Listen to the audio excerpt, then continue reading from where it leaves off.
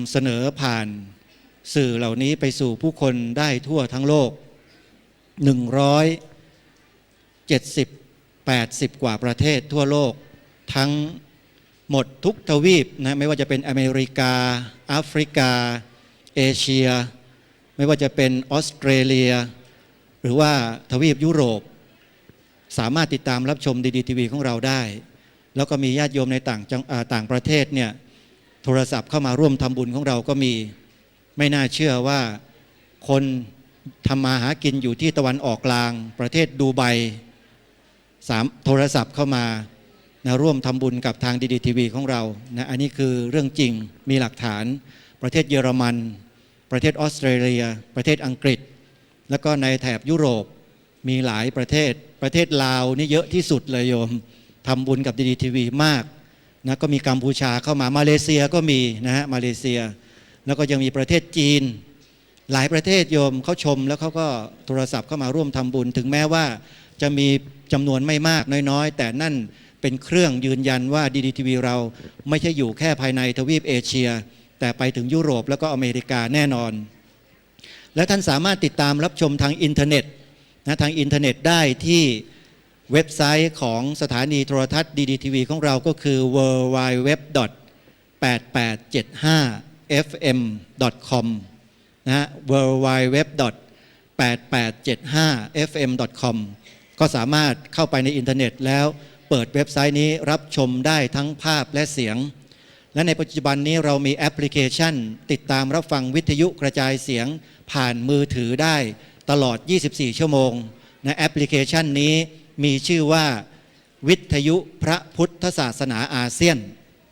นะวิทยุพระพุทธศาสนาอาเซียนสามารถดาวน์โหลดเข้ามาแล้วก็ติดตามรับฟังได้ตลอด24ชั่วโมงในผังของแอปพลิเคชันนี้มีสถานีวิทยุวัดวิหารธรรมตำบลโสมเยี่ยมอำเภอน้ำโสมนี้อยู่ในนั้นด้วย1คลื่นโยมในแอปพลิเคชันนี้นะฮะและต่อไปจะมีการพัฒนาแอปอีกตัวหนึ่งสามารถรับชมโทรทัศน์และก็ฟังวิทยุได้และถ้าหากฟังไม่ทันสามารถย้อนกลับไปฟังนะเสียงที่บันทึกเอาไว้ภาพที่บันทึกไว้1เดือนดึงมาฟังได้เลยถ้าใครชมไม่ทันฟังไม่ทันนี่คือนวัตกรรมที่มาใหม่ล่าสุดวันนี้ที่ทราบข้อมูลมาซึ่งทางทีมงาน SNG ที่มาถ่ายทอดจานดาวเทียมอยู่ข้างล่างเขาเป็นผู้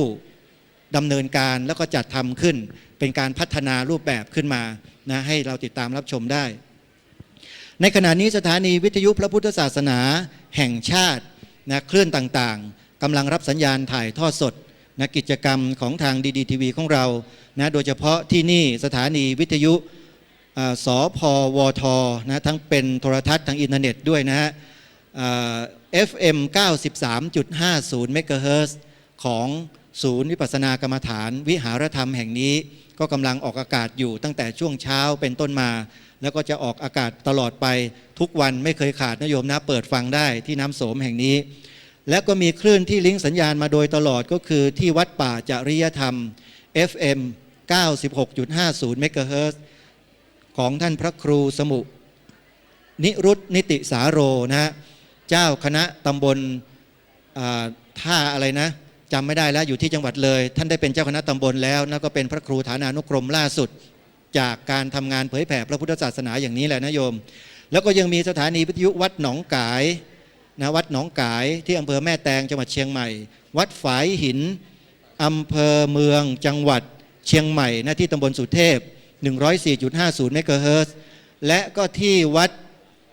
ป่าสะพาน2ตำบลวังประจบอำเภอเมืองจังหวัดตากก็กำลังถ่ายทอดอยู่ในขณะนี้และอีกหลายๆคลื่นนะวัดศรีอุดมวงศ์อำเภอวังสะพุงจังหวัดเลย 101.75 เมกะเฮิรตซ์ก็ลิงก์สัญญาณถ่ายทอดอยู่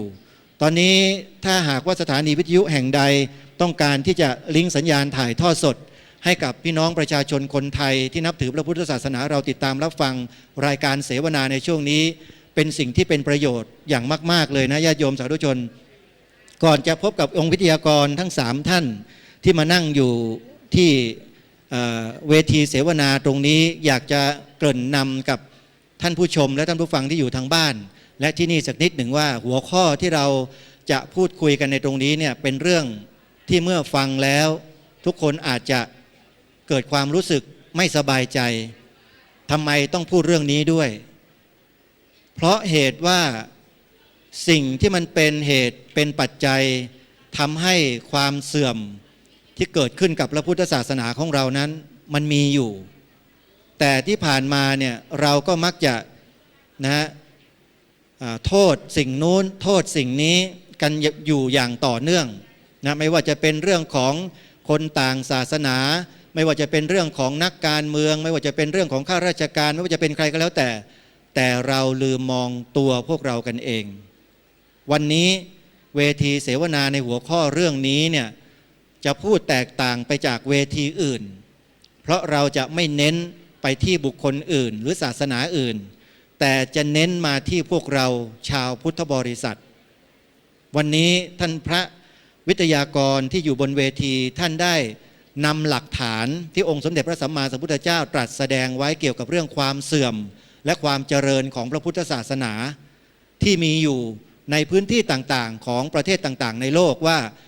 ที่เจริญเพราะอะไรที่เสื่อมเพราะเหตุอะไรมีกล่าวไว้ในพระไตรปิฎกโดยเฉพาะพระไตรปิฎกในสูตรที่มีชื่อว่าอังคุตตรนิกายนะเล่ม20ถึงเล่ม22นะฮะเล่ม20ถึงเล่ม22อันนี้ต้องขอบอกญาติโยมสาธุชนว่า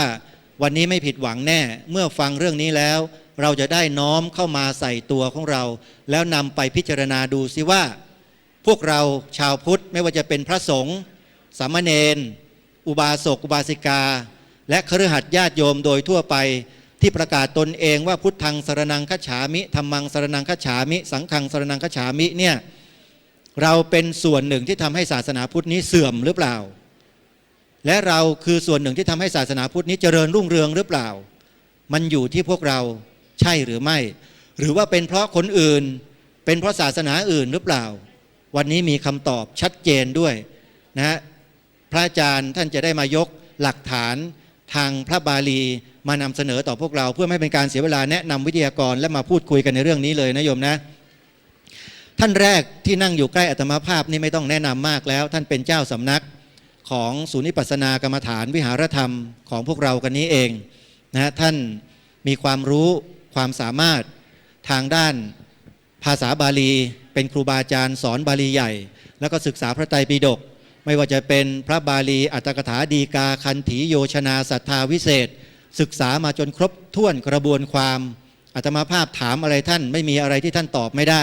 วันไหนถ้าถามแล้วตอบไม่ได้เดี๋ยวท่านจะนำมาตอบทีหลังนี่คือ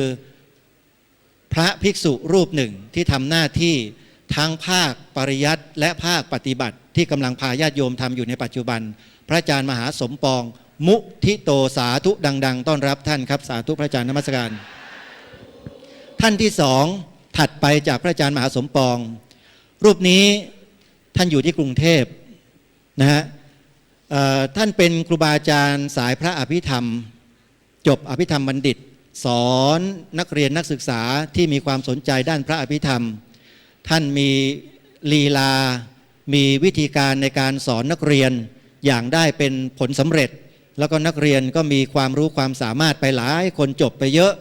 นะท่านถือว่าเป็นผู้หนึ่งที่มีความรู้ในเรื่องของพระพุทธศาสนาโดยเฉพาะสภาวะปรมัตถ์นะท่านจะมีความรู้เรื่องเหล่านี้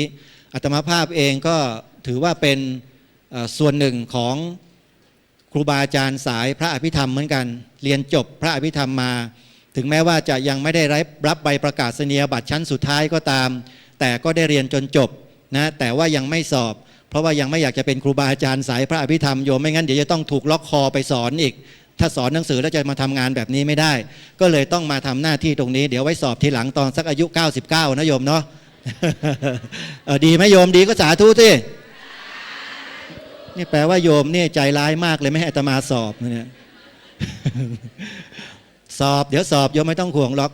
ทีเดียวผ่านเลยไม่ต้องห่วงนะพระอาจารย์ท่านเป็นฐานานุกรมของเจ้าคุณที่ไหนรูปไหนอย่างไรต้องขออภัยด้วยแต่พระผู้ใหญ่รูปนั้นมองเห็นประโยชน์ของพระศาสนาจึงได้ถวายฐานาท่านที่พระครูสมุอารัตนานะท่านอาจารย์พระครูสมุนะได้มาเสวนาในหัวข้อเรื่องเดียวกันตรงนี้พระครูสมุทวีเกตุธรรมโมโยมสาธุต้อนรับท่านครับ แหมรูปถัดไปเนี่ยอาตมาภาพกลัวเหลือเกินเวลาท่านเดินไปไหนต้องถือไม้ตะพดไปด้วยนะฮะอาตมาภาพตอนแรกเห็นท่านเนี่ยอาจารย์รูปนี้เดินเข้ามาดุ่มๆแล้วถือไม้มาจะฟาดเราหรือเปล่าเปล่าตาท่านบอดสนิทสองข้างรูปสุดท้ายเนี่ยโยมเป็นเจ้าอาวาสดูแลวัดด้วยตัวเองบริหารวัดด้วยตัวเองที่สำคัญคืออะไรรู้ไหมอาตมาภาพเนี่ยไปเห็นแล้วทึ่งเลยไปด้วยตัวเองไปนั่งจัดรายการอยู่ที่วัดท่านที่จังหวัดตากวัดท่านคือวัดป่าสะพานสองตำบลวังประจบอำเภอเมืองจังหวัดตากนี่ท่านนิมนต์อาตมาภาพไปแล้วให้ไปพูดที่งานปฏิบัติธรรมของท่านไม่รู้ว่าจะกระเจิงหรือเปล่าไม่รู้วัดวันนั้นนะท่านบอกไปเลยนิมนต์ไปพูดผมสั่งว่างั้นครับนิมนต์รับนะฮะเรียบร้อยแล้วไปแน่นอนวันที่10 มกราคมนะพระอาจารย์รูปนี้ท่านตาบอดมาตั้งแต่พรรษาต้นตอนบวชใหม่ๆตายังไม่บอดฟางๆแล้วอยู่ไปสักพักหนึ่งตาท่านก็มืดสนิทแต่ตาท่านมืดแต่ใจท่านสว่างตลอดเวลาสว่างไม่สว่างเดี๋ยวโยมลองมาฟังท่านพูดดูก็แล้วกันโยมธรรมดาเนี่ยจะต้อนท่านเรื่องอะไรก็แล้วแต่นะไม่มีทางจนแต่พอท่านยิงคำถามกลับไปนิโยมสะอึกเลยทีเดียวจนแต้มเลยนี่องค์นี้นะท่านพระอาจารย์บัวเรียนพุทธสโรเจ้าอาวาสวัดป่าสะพานสองตำบลวังประจมอำเภอเมืองจังหวัดตากนมัสการสาธุต้อนรับท่านครับนมัสการครับนิมนต์เจ้าสำนักก่อนดีกว่าเนาะในหัวข้อเรื่องภัยของพระพุทธศาสนาทั้งภายนอกและภายในฐานะที่พระอาจารย์ได้ตั้งหัวข้อนี้ขึ้นมาในช่วงเวลาดังกล่าวนี้เนี่ยอยากให้พระอาจารย์ได้พูดถึงหัวข้อนี้หน่อยทำไมจึงตั้งวันนี้มีเหตุผลอะไรและต้องการจะพูดอะไรกันแน่วันนี้ครับครับท่านอาจารย์ครับทั้ง3ครับวันนี้ที่วิหารธรรมมีความยินดีที่ได้ต้อนรับครูบาอาจารย์ผู้มีความมุ่งมั่นทำงานเผยแผ่พระพุทธศาสนาทั้งในห้องเรียนทั้งนอกห้องเรียนทั้งในห้องส่งสถานีวิทยุ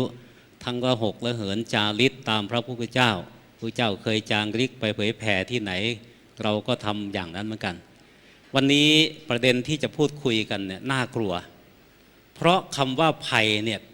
เป็นสิ่งที่น่ากลัวน่ากลัวก่อนมีภัยก็มีภัยเกิดขึ้นแล้วค่อยน่ากลัวก็มีภัยยังไม่มีแต่กลัวไว้ก่อนว่ามันจะมีก็มีดังนั้นคำว่าภัยในท่านอาจารย์แปลว่าน่ากลัวภัยแปลว่าน่ากลัวมีรากศัพท์มาจากอะไรพระอาจารย์มาจากพีธาตุพีพระเยพอสำเภาสระอีครับพีธาตุพีธาตุในอัตว่าพระเยแปลว่าน่ากลัวน่ากลัวโยมทราบศัพท์บาลีแล้วนะมาจากพีธาตุนะโยมนะครับแล้วไงต่อพระอาจารย์อย่างนี้ท่านอาจารย์เราบอกว่าสิ่งที่น่ากลัวที่สุดก็คืออะไรก็คือภัยนั่นแหละภัยนั่นเองครับทีนี้ภัยเนี่ยมันก็มีรูปลักษณ์ก็มีไม่มีรูปลักษณ์ก็มีเห็นก็มีไม่เห็นก็มีได้ยินอย่างเดียวก็มีไม่ได้ยินเลยก็มีหรือคิดเอาเฉยๆก็มีละภัยโอ้โหแปลว่ามีทุกอย่างเลยนะมีทุกที่บางทีเราจะไปหาตัดไม้ในป่าซะหน่อยดีไหมไม่ได้หรอกเดี๋ยวเจอเสือน่ากลัวจะไปหาเดินเที่ยวกลางคืนซะหน่อยไม่ได้เดี๋ยวเจอผีน่ากลัวจะไปหาหน่อไม้ซะหน่อยเถอะนึกถึงอะไรแล้วมันน่ากลัวเรียกสิ่งที่น่ากลัวมีก็ตามคิดว่ามันมีก็ตามเรียกว่าภัยครับทีนี้ภัยของใครล่ะทีเนี้ยนั่นน่ะสิฮะภัยของคนขี้กลัวถ้าคนขี้กลัวไปไหนก็มีแต่ภัยต่อให้ภัยโดยธรรมชาติมันไม่มีแต่เราก็นึกว่ามันมีก็เลยทำให้การไปไม่สำเร็จเพราะกลัวก่อนแล้วแต่วันนี้เราไม่ได้พูดถึงคนภัยธรรมชาติ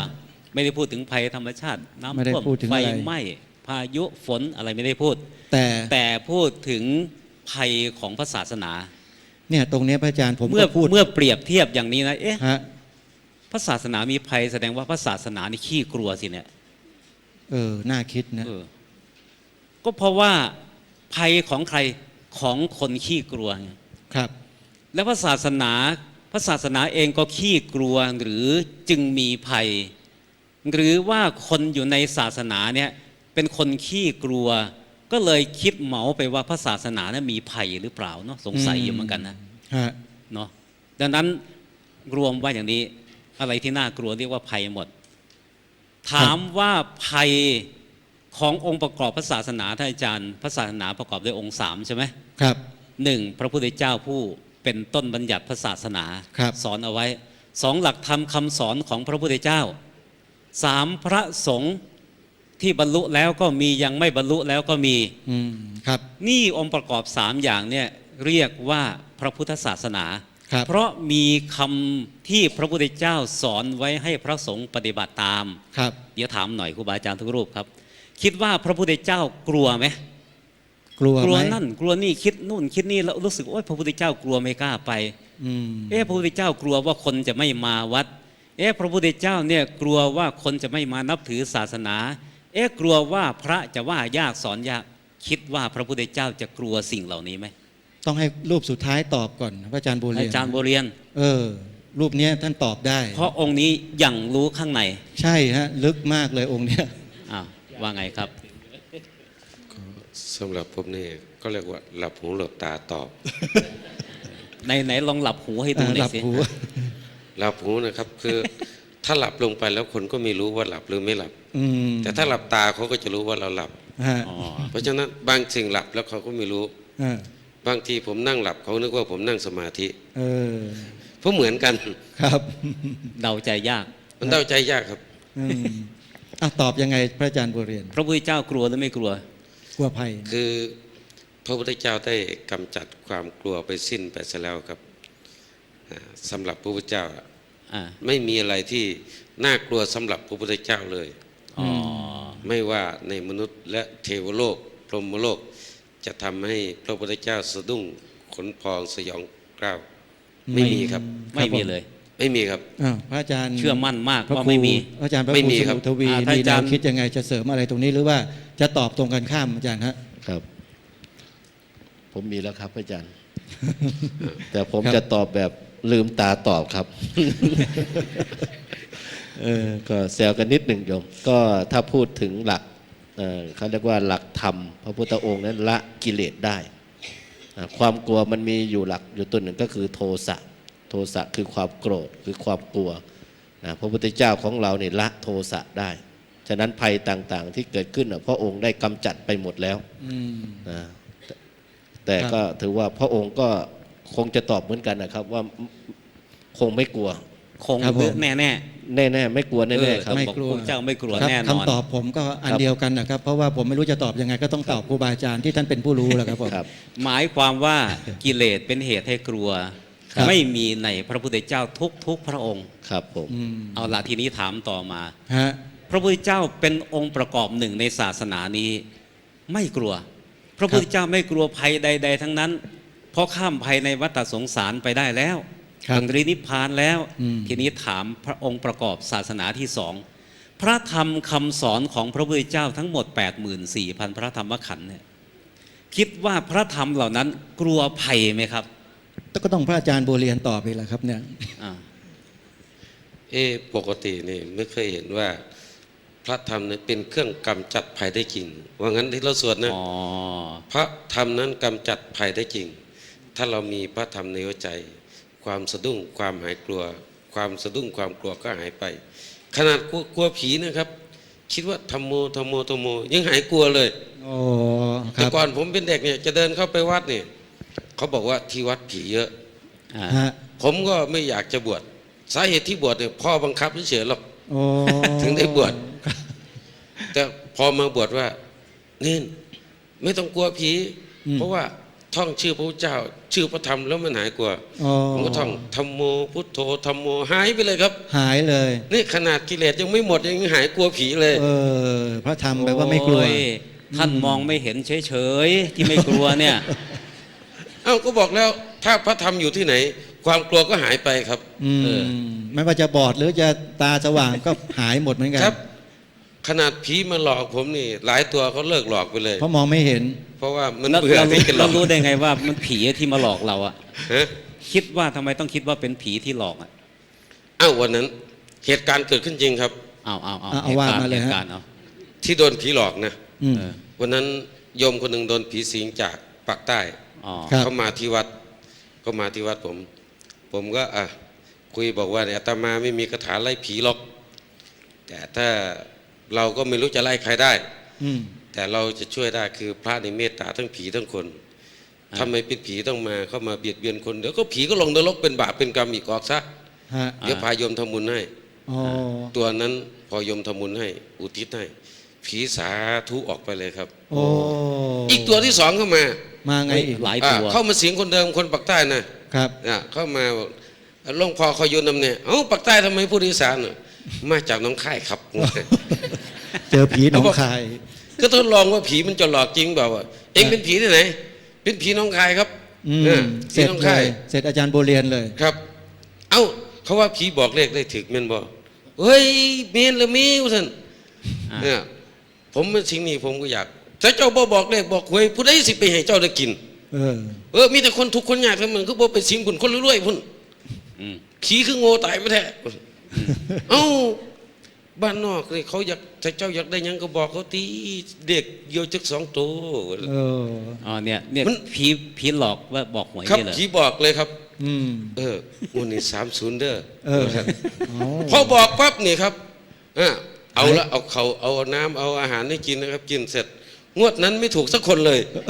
ผีหลอกครับ ผีหลอก โอ้ยโดนผีหล เนี่ย อก ผีหลอกชั อ๋อ ดๆเลยนะ อย่างนั้นเอง ครับ อืมแหมมาเจอจุดไคลแม็กซ์ก็ตรงนี้ ผม เอง รู้ เนี่ ว่าย แล้ว นะ ผีตัวนั้นมันเป็นไงเป็นใคร ผมรู้แล้วผีบ้าผีบอหลอกได้ขนาดคนมองไม่เห็น ก็นี่แหละ สรุปแล้วพระธรรมนี่ไม่กลัวผีใช่ไหมอาจาร พระ ย์ ธรรมไม่กลัวผีครับ อืม อ๋อท่านอาจารย์ครูครับว่าไงครับ ครับ ผมก็มีผี3 ตัวครับ อ้าวเลยฮะ ไม่ใช่ผี3 บาทนะ ผีใน ผีอะไร หลักอภิธรรมคือผีโลภะผีโทสะผีโมหะ อ๋อ ถ้าใครมีธรรมะในใจ พระพุทธเจ้าว่าธรรมะของพระพุทธเจ้าเป็นนิยานิกธรรม อืม เป็นธรรมที่จะนำตนให้พ้นจากกองทุกข์กองทุกข์ก็มาจากผี3 ตัว อ่า ผีตัวหนึ่งคือผีโลภะคือความอยากโยม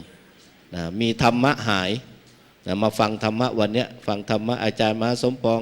ฟังธรรมะอาจารย์ประหลัดนรงฤทธิ์เนี่ยหายโยม อืม เพราะว่าโลภะมันไปอยู่นู้นแอบตอนที่โยมอยากกลับบ้าน ผีโลภะผีโทสะก็ตอนไหนตอนฟังเสียงอะไรไม่พอใจน่ะมันจะมา แต่ถ้ามีสติน่ะผีโทสะหาย ผีโมหะก็ต้องฟังธรรมนี่เสวนาธรรมเนี่ยผีโมหะ ถ้าจะหายต้องสร้างปัญญา ครับ ปัญญาก็จะทำให้ผีโมหะหาย อืม ผี3 ตัวหายเพราะมีธรรมครับ ก็ แสดงว่าใครมีโลภะโทสะอยู่ในใจเนี่ยนะครับ แสดงว่าคนนั้นเป็นพ่อผีแม่ผีผม โอ้ ว่า ก็ประมาณนั้นนะครับ ผีในใจครับ ผีโลภะผีโทสะผีโมหะ พระอาจารย์ มันจะอาศัยใจครับ นี่โดนกันทั้งประเทศเลยนะเนี่ย ครับ เยอะครับ แต่ต้องมาฟังธรรมะที่นี่ครับจึงจะหาย ดังนั้น จะ ฟังธรรมะไล่ผีได้ไหม ไล่ได้ถ้าสติเกิด ถ้าสติไม่เกิดอันมันจะครอบง อืม ำตอนไหนตอนสวัสดีครับ ฮะ ตอนหลับ ตอนหลับ ง่วงๆครับ มันจะมาครับ อันนั้นเขาเรียกว่าผีอำ ผีอำครับ คนไหนนั่งสับประงกนะผีเข้าแล้ว คงไม่มาจากหน้องคายคงจะมาจากน้ำโสมนี่แหละครับ เดี๋ยวจะดู ที่นี่ไม่มี หรือเปล่า ผีครับ เดี๋ยวต้องดูด้วยนะใครเห็นผีเข้าบอกด้วย จะเอาอาจารย์บัวเรียนไปไล่ผี ครับคำตอบเดียวกันครับอาจารย์ครับ พระธรรมคำสอนของพระพุทธเจ้ากลัวไม่เป็น กลัวไม่เป็น มีหนำซ้ำพระธรรมคำสอนไปอยู่ที่ไหนผีไม่กล้ามาด้วย โอ้ครับผม ถ้ากลัวว่าผีจะหลอกแค่ว่านะโมคำเดียวไปแล้ว ไปเลย ครับ อืม เอาละได้บทสรุปมา พระพุทธพระธร อ รม งค์ประกอบในศาสนานี้มีพระพุทธมีพระธรรม มีพระสงฆ์ ครับ พระพุทธก็ไม่กลัวภัย พระธรรมก็ไม่กลัวภัย เหลือพระสงฆ์2พระสงฆ์1พระสงฆ์ที่เป็นอริยะ และพระสงฆ์ธรรมดายังไม่เป็นอริยะ พระสงฆ์อริยะคิดว่ากลัวไหมครับ กลัวภัยไหมครับ ต้องให้พระสงฆ์อริยะอย่างท่านอาจารย์โบเรียนตอบก่อนแล้วครับเนี่ย โดนทุกทีเลย ผมเป็นแค่อรหมุนครับ หมุนหน้าหมุนหลัง พระอรหมุนไม่เคยได้ยินได้ยินแต่พระอรหันต์นี่แหละพระอรหมุน ละหมุน อรหันต์ไม่ได้เป็นครับมีแต่หมุนอย่างเดียว กลัวไหม คือโดยธรรมดานี่ครับพระอรหันต์ยังไง ท่านก็เรื่องที่เหตุต้องกลัวท่านไม่เกิดขึ้น ไม่มีขึ้นอยู่ในใจของท่าน อืม ครับ เพราะว่าเหตุที่จะทำให้ท่านกลัวนั้น ท่านได้กำจัดออกจากใจจนหมดแล้ว อืม มาความเปื้อนของความกลัวนั้นไม่เกิดขึ้น ไม่ว่าผีจะรูปหล่อน่ากลัวพญายม เทวดา ปีศาจ อืม ภูเขาถล่มฟ้าทลาย ครับ ขนของพระหลานย่อมไม่ลุกขนพองครับ อืม ย่อมไม่ปรากฏ เพราะฉะนั้นพระสงฆ์คืออริยสงฆ์ ไม่กลัว กลัวไม่เป็นครับ กลัวไม่เป็น ถ้าไม่ได้หัดความกลัวไว้ ก่อนหน้านั้นกลัวอยู่ต่อพอก ลัว เป็น ครับ พระอริยแล้วหายกลัวแล้ว ครับ อ๋อ ครับ ครับ ผม อาจารย์พระครู อา ค จา รับ รย์พระครูสมุ ครับขอเสริมนิดหนึ่งครับ คือพระอริยสงฆ์เนี่ยท่านจะแบ่งไว้4คู่8บุคคล อย่างที่โยมได้สวดมนต์4คู่8บุคคล ครับ คู่ที่หนึ่งกับโสดาปฏิมักโสดาปฏิผล อันนี้ยังมีความกลัวอยู่ แต่ความกลัวขั้นที่จะนำไปสู่อบายไม่มี อืม ประการคู่ที่สองสกทาคายมักสกทาคายนิผล อันนี้ก็ความกลัวลดน้อยลง แต่ยังมีความกลัวอยู่แต่ไม่นำไปสู่อบาย ครับ แต่เป็นประเภทเบาบางกว่าโสดาบัน ส่วนประเภทพระอนาคามีมักอนาคามีผล ประเภทนี้ไม่กลัวเพราะละโทสะได้ อืม เหตุแห่งความกลัวคือโทสะ ครับ ท่านละได้ ครับ พระหันก็อย่างที่พระอาจารย์บุรินทร์บอกว่ามีแต่พระอารหมุนใช่ไหมครับ ก็ไม่กลัวผีเหมือนกัน ฮะ เพราะว่าเหตุแห่งความกลัวคือโทสะนั้นได้หมดไปแล้วครับ อืมนี่คืออริยบุคคล ครับ อา พ จา ระ ร อ ย์ ริยบุคคลครับ ครับ อ้าวละเหลือน้อยลงน้อยลง น้อย จะเห็น ลง แล้ว แล้ว ที่แท้จะได้รู้เลยพระศาสนามีภัยอยู่ที่ไหน ครับ พระบวชมายังไม่ได้เป็นพระอรหันต์เพราะยังไม่ใช่พระอรหันต์ความกลัวก็ยังพอหลงเหลือ ครับ ไม่พูดละพระโสดาบันขึ้นไปเป็นพระอริยะ มีกลัวเล็กน้อยในพระอริยะขั้นต่ำหายกลัวไปแล้วในพระอริยะขั้นสูง แต่บุคคลซึ่งเป็นองค์ประกอบของพระศาสนา ไม่ว่าจะเป็นภิกษุภิกษุณี อุบาสกอุบาสิกา นี่เป็นองค์ประกอบในระดับพระสงฆ์นะ ใครก็ตามเชื่อฟังคำสอนของพระพุทธเจ้าเรียกว่าพระสงฆ์หมดละครับ อืม พวกเราสี่รูปนี่ก็พระสงฆ์ครูบาอาจารย์นั่งอยู่นู่นครูบาอาจารย์มาจากวัดหนองกายอำเภอ ค แม่ รับ แตงเชียง ท่าน ใหม่ อาจารย์ อยู่ รัก ตรงนู้น ชาตินะฮะฐานะธรรมโมมาจากวัดหนองกายโยม นำคณะมาหลายคน ฮะ ยังไม่ได้คุยว่ากี่คนไม่รู้ 20 ครับ 20 คน ครับ อาจารย์รู้เร็วจังนั่ง อ้าว ข้างในเหรอ พอถึงพวกผมถามมาเท่าไหร่ ผมถามก่อน อ๋อครับ เวลาจะทักถูกเป็นพระหูพจน์เลยครับ อ๋อคุยข่มแล้วอีก เออ ก็บอก คือ เจริญ อย่าง พ นี้ รญาติโยมทั้งหลาย จบหมดทุกคนเลยครับ อ๋อ ทั่วถึง ครับ ทีนี้ท่านอาจารย์ ผู้ยังไม่เป็นพระอริยบุคคลผมว่ากลัว ผมเองนะ ว่ากลัวอย่างผมก็กลัวเหมือนกันนะ กลัวนั่นกลัวนี่กลัวนิดกลัวหน่อยกลัว แต่ไม่ใช่กลัวผีนะเพราะตั้งแต่เกิดมาก็ยังไม่เคยกลัวผีไม่รู้จะกลัวยังไงกลัวผี แต่ว่ายังไม่ใช่หมดกิเลสนะ ผีนั้นไม่กลัว แต่กลัวอันที่ไม่ใช่ผีอยู่ครับ ยังมีอยู่ ไงเออ ก็เลยจะสะท้อนให้ฟังว่าคนยังไม่ใช่พระอริยบุคคลเนี่ยแม้แต่เป็นภิกษุในศาสนาเนี่ยผมว่ากลัวแน่นอนเลย ครับ เพราะอย่างที่ท่านอาจารย์พระครูสมุทวีว่าบุคคลใดยังละโทสะอันเป็นเหตุให้กลัวยังไม่ได้ ผู้นั้นก็เท่ากับว่ายังมีความกลัวอยู่ อันนี้ถูกไหม ถูกครับ อาจารย์บุเรียนว่าไง อาจารย์บุเรียนกลัวไหม กลัวครับ นั่นยังไม่บรรลุก็เลยกลัว เมื่อไหร่จะหายกลัว เมื่อผมบรรลุธรรมสูงสุดแล้วหายแล้วครับ อ๋อ ม แต่ตอนนี้ ครับ กลัวยังไม่บรรลุก็เลยกลัวไว้ก่อน ทีนี้ผมสนใจอย่างนี้พระอาจารย์ ครับ คำว่าโทสะเนี่ยญาติโยมเราที่เป็นชาวพุทธเนี่ยนะเขาเข้าใจว่ามันหมายถึงความโกรธ ความแค้น ความอาฆาต การจะทำร้ายกันด้วยความโทสะอย่างเดียวฮะจริง ๆ แล้วไอ้ตัวโทสะจริงๆแล้วสภาวะแท้จริงแล้วมันคืออะไรบ้าง มีไหมขยายออก ท่าน ไป อาจารย์ องค์ธรรมของโทสะมีอะไรบ้าง เออ องค์ธรรมของโทสะก็มันก็มีตัวโทสะ โทสะ เจตสิกแล้วก็ตัวอิสามัจจยักกุกุจจะพวกนี้ก็เป็นบริวาร แล้วก็ยังแสดงความโกรธอยู่หลายชนิดครับพระอาจารย์ ครับ เช่นอาฆาตพยาบาทอย่างเงี้ย อ่า ไอ้ตัวเนี้ยชัดอาจาร ครั ย์ บ แต่ว่าอิสามันคืออะไร อิสาก็คือเห็นใครได้ดีทนไม่ได้ก็เกิดจากตัวโทสะเป็นต้นเหตุ อ๋อ คือเห็นใครทำดีอย่างกรณีอย่างยกตัวอย่างพระอาจารย์สร้างวิหารที่สวยงาม อือฮึ คนบางคนถ้าเป็นบัณฑิตเนี่ยเขาจะอนุโมทนา ครับ แต่คนบางคนไม่เข้าใจมันทำเอาหน้าเอาตาในอิจฉาเขา อ๋อ ทั้งที่จะได้บุญกับเขาก็กลับ นี่คือ ไม่ได้ โทสะ นี่คือโทสะเหมือนกั อ๋อพวกอิจฉา ครั นิ บ สยา ก็ เขา คือประเภ นะ ทนี้ต้องแก้ด้วยการเจริญมุทิตา อีกตัวหนึ่งฮะอาจาร ผ ย์ ม บุเรียนจะเสริมอะไร ผมมีนิทานเรื่องอิจฉาให้ฟัง มี นั่ ทาน น อีกแล้ว แน่อ่ะฟังนิ เกี่ย ทา วน สัก เดี๋ยว นิด จะถามก่อนเกี่ยวกับผีไหม นิทานเยอะ เกี่ยวกับคนอิจฉาครับ อ๋ออ้าว ยังไงครับอาจารย์ มีสองคนนี่เป็นคนจนครับ ครับ จนเรื้อรัง จนหักโหมจนตั้งแต่เกิด อืม จนแก่ ฮะจนไม่บรรยะบรรยัง จนไม่บรรยับบรรยังเลย จนขนาดบางวันแม้แต่ในไส้ก็ยังไม่มีอะไรเหลือ โอ้ ครับ ครับ จนมาก แต่สองคนที่มีมากเหมือนกันก็คืออิจฉา ฮะ อิจฉาชื่อแดงกับชื่อเขียวแล้วกัน อืม สมมติสองคนนี้อิจฉากันมาก ก็เลยไปบนบานศาลเก่าที่ต้นไทรทุกวัน ครับ วันหนึ่งเทวดาก็เห็นใจ ก็เลยบอกเอาอย่างนี้แล้วกัน พวกแกนี่จะขออะไรก็ขอมาขอได้คนละหนึ่งอย่าง ครับ แต่กติกามันมีอยู่ อืม ใครขอก่อนได้เท่าที่ขอ ฮะ ใครขอทีหลังได้สองเท่า อ๋อ ไอ้นั่นก็เกี่ยงบอกมึงไปขอก่อนไม่เอามึงขอก่อนเกี่ยงไปเกี่ยงมาเทวดาจะไปแล้ว คืออยากจะได้ที่หลัง อยากจะได้ทีหลังครั ก็ บ ได้2 เท่า ก็เลยจับไม่สั้นไม่ยาวตกลงเจ้าเขียวได้ ขอก่อนครับ อ๋อ เจ้าเขียวก็คิดว่า ถ้าเราขอทองกระสอบหนึ่งมันต้องได้สองกระสอบ เออ ถ้าขอบ้านหลังหนึ่งต้องได้สองหลัง ฮะ ถ้าขอรถคันหนึ่งมันต้องได้สองคัน ครับ ถ้าขอความเจริญมันต้องเจริญกว่า อืม ถ้าเราขอความเสื่อมมันต้องเสื่อมกว่า เออ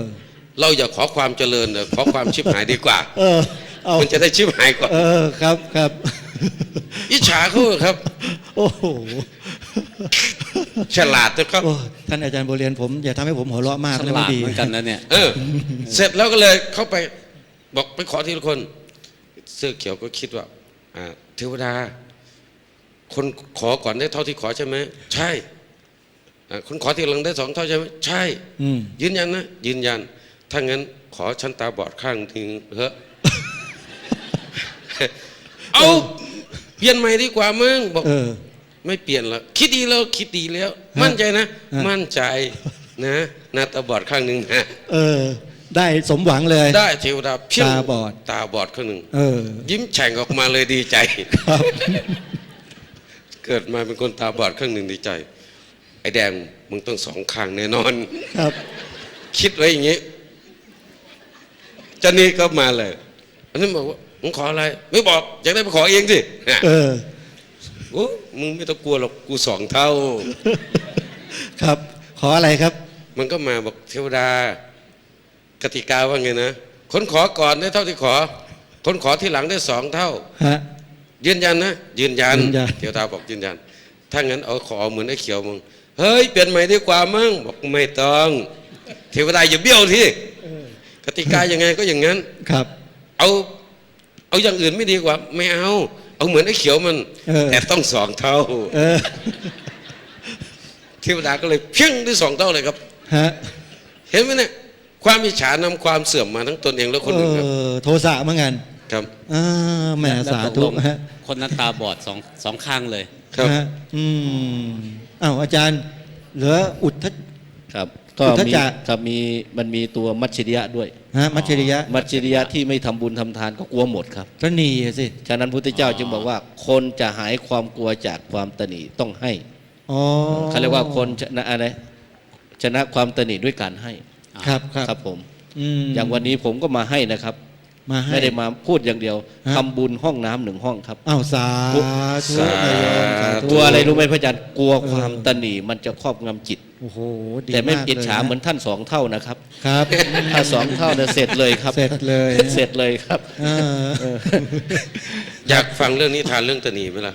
ฮะ ผมมีนิทานอีก เอาแบบไม่ตาบอดได้ไหม เอาไม่ต้องตาบอดครับ อ้าวไม่ตาบอดแล้วครับ แปลว่าเนี่ยท่านอาจารย์โบเรียนนี่โดนเขาอิจฉาเลยเสียตา2 ข้างเออ ใครจะเข้าใจอย่างผม ถ้าไฟดับปุ๊บทุกคนเดือดร้อนนะ ผมยังไม่เดือดร้อน น่าจริงด้วยนะใช่ใช่ใช่แต่ก็ไม่แน่เหมือนกันนะอาจารย์นะถ้าไฟดับนี่เดือดร้อนมันกำลังออกอากาศอยู่ทางสถานีวิทยุดับพลึบมาเนี่ย เออ อย่าว่าไม่เดือดร้อนนะ เพราะ ฮะ ทุกคนจะมาเดินชนอาจารย์เนี่ย นั่นน่ะสิ เนอะ ใช่ใช่ใช่เออฮะ สองเท่าเลยแบบ เอ้า นี้ อีกตัวหนึ่งพระอาจารย์อาจารย์บุเรียนจะเล่าไหม เล่า มัชชริยะ มัจฉริยะ ตนีอ้าว เรื่องมัจฉริยะ เกิดขึ้นกับผมเองครับ อ้าวเหรอฮะ อ้าว เดี๋ยวไปนินทา ทานเข้าไป มหาสมปองเดี๋ยวไม่ถวายค่ารถกลับ เออ ต้องรู้ ยังไงนิมนต์ฮะ เอ้าสมัยนั้นผมอยู่ป .4 แม่ให้ตังค์ไปกินขนมบาทหนึ่งแบ่งกับน้อง อ่า คือไปกับน้องอ่ะมีงานวัดก็ตั้งใจว่าแบ่งให้น้อง50 ตังค์เราก็อีกสลึงหนึ่งกินขนมจีน ฮะ อีกสลึงหนึ่งกินข้าวลอดช่อง ครับ คิดไว้นะครับ โอ้โหกู ตั้งใจไว้เลย น้ำลายหกมาจากบ้านเลย ครับเพราะกำหนดว่าเงิน50 ตังค์ได้ใน1 ปีเพิ่งได้50 ตังค์นั่นนะครับ โอ้โหครับผม 1 ปี ดีใจ โอ้โห ที่สุด ดีใจเลย ยังไง ปีนี้ได้แล้ว50 ตังค์ อืม เราจะได้กินขนมจีนแล้ววะ ฮะ หรือไม่ก็ข้าวลอดช่องหวาน อืม ๆดีคิด นึก ไป มาจาก ที่วัด บ้านตลอดเดิน นึก มา มาเลยครับ เอาหนังยางเอาเสื้อใส่มัดเอา ครับอย่าง แล้ว ดีกลัวมันหาย มัดสตางค์จะติดใส่เสื้อ ใช่กลัวหล่น กลมดิ้งเลย เดี๋ยวถามก่อน โอ้โห 50 สตังค์นั่นคือ2 สลึงใช่ไหม 2 สลึงครับ หมายถึง2 เหรียญใช่ไหม 2 เหรียญ อ๋อ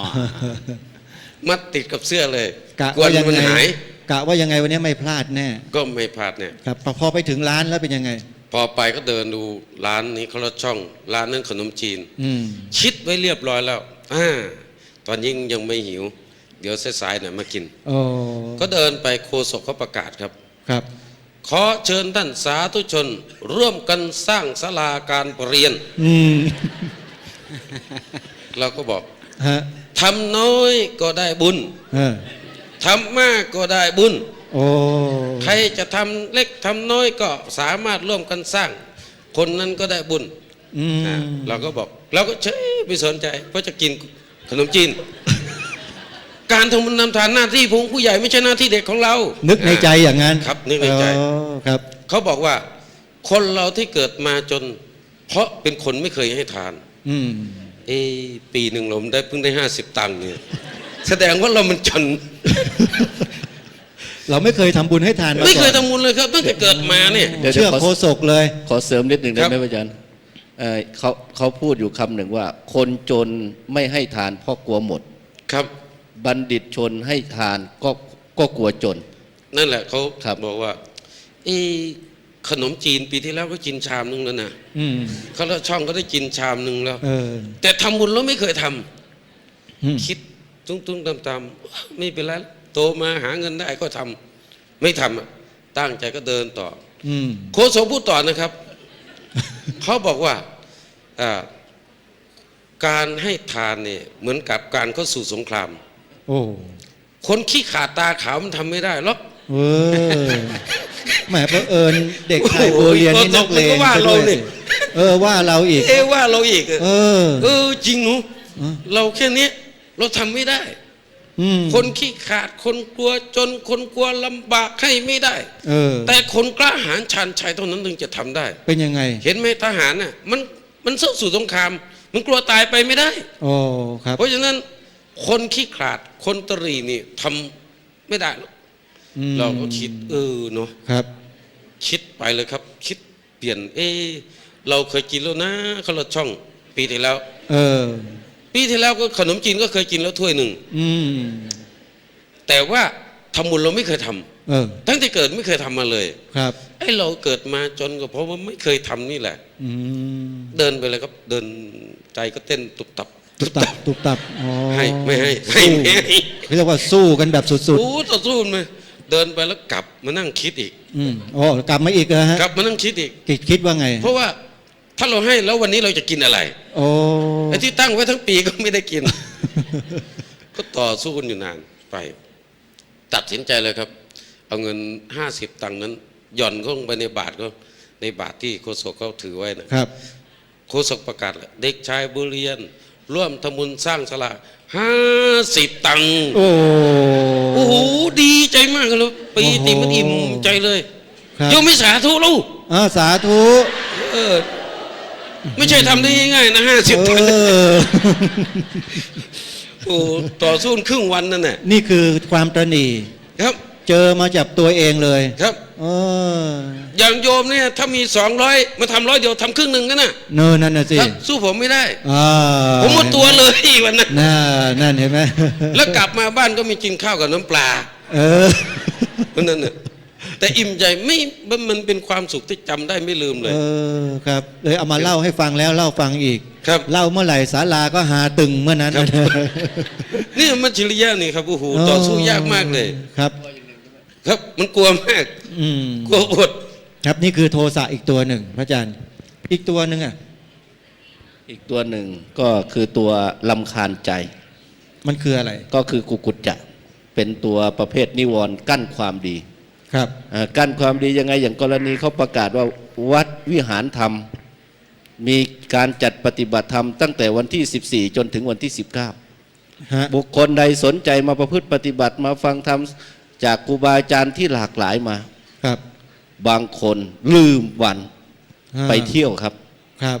นึกขึ้นมาได้ โอ้ยตายแล้ว วันนี้น่าจะเป็นบุญเป็นกุศลกลับได้บาปอย่างนี้ก็เรียกว่ากลัวก็เรียกว่ากุกุจจะครับ ครับผม รำคาญใจในทุจริตที่ได้ทำไปแล้วและในสุจริตที่ยังไม่ได้ทำ อื ก็เหมือนคนเข้าใจเรื่องบุญเรื่องบาปอะพระอาจารย์ คิดฟุ้งซ่านอ ครั ยู่ข้างนั้น ครับ เนี่ย ครับ อืม คือมันจะมากับความฟุ้งนำหน้า ครับผม นะฟุ้งแล้วก็รำคาญใจ ฮะ แล้วก็เป็นแต่ความฟุ้งเนี่ยเกิดจากโมหะ ครับผม แต่ตัวกุกุจจะเนี่ยเกิดจากโทสะเป็นมูลเหตุครับ ครับครับ ครับ นี่คือเหตุแห่งความกลัว3อย่าง ครับ ไม่ว่าจะเป็นโลภะแต่ตัวหลักเลยก็คือโทสะ ครับ แล้วก็มีโมหะพระอาจารย์ครับ ครับ ต่อเลยฮะ ครับทีนี้ก็เลยทราบชัดเลยว่า พระศาสนาคือพระพุทธเจ้าก็ไม่กลัว ครับ พระศาสนาคือพระธรรมคำสอนก็ไม่กลัว ครับ พระสงฆ์คือพระอรหันต์ก็ไม่กลัว พระอริยะขั้นต่ำลงมาก็กลัวเล็กน้อย ครับ พระสงฆ์สาวกหรือบริษัททั้งสี่เป็นผู้กลัว ครับ ดังนั้นเวลาจะมาพูดถึงภัยพระศาสนาเนี่ยมันต้องชี้ชัดลงไปว่าพระศาสนาส่วนไหนที่มีภัย อืม แล้วไม่ใช่ภัยชนิดธรรมดา ไม่ใช่ภัยเพราะว่าเราไปเดินบิณฑบาตแล้วเขาไม่ชอบพระองค์นี้ ก็เลยด่าเอาซะมาทำไมแถวนี้ไม่ชอบพระ ครับ หรือบางทีเดินไปเขากำลังจะไปหาตกเบ็ดหาปลา เห็นพระไปบิณฑบาตโอ้ยพระเนี่ยเจอพระซวยเลยงานเนี้ย โอ้ ใช่ไหม อืม เป็นภัยไหมอย่างเนี้ยเป็นภัยพอเราได้ยินพรุ่งนี้ไม่ไปแล้วกลัวเขาจะด่าอีก ครับ เห็นไหมนี่ก็แสดงว่าบริษัททั้ง 4 มีภิกษุเป็นแนวหน้าสูงสุด ไม่น่าจะกลัวเท่าชาวบ้านเนี่ยแต่บางทีก็ยังกลัวอยู่ ครับ ดังนั้นตอนนี้ถ้าพูดว่าภัยพระศาสนาต้องบอกว่าภัยของพระผู้ยังไม่เป็นพระอรหันต์เราจะได้ชี้ชัดลงไปในหลักธรรมคำสอนของพระพุทธเจ้าให้ชัดเจนว่าพระศาสนามีภัยเกิดขึ้นที่ไหน แล้วภัย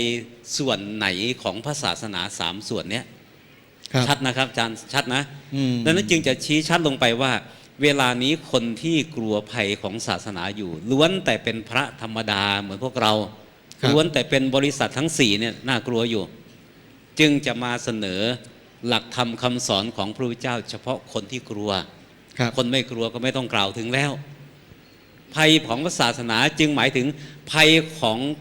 อุบาสกบาสิกา ภัยของภิกษุสามเณรนี่แหละที่จะมาทำให้เรากลัวอยู่เนี่ย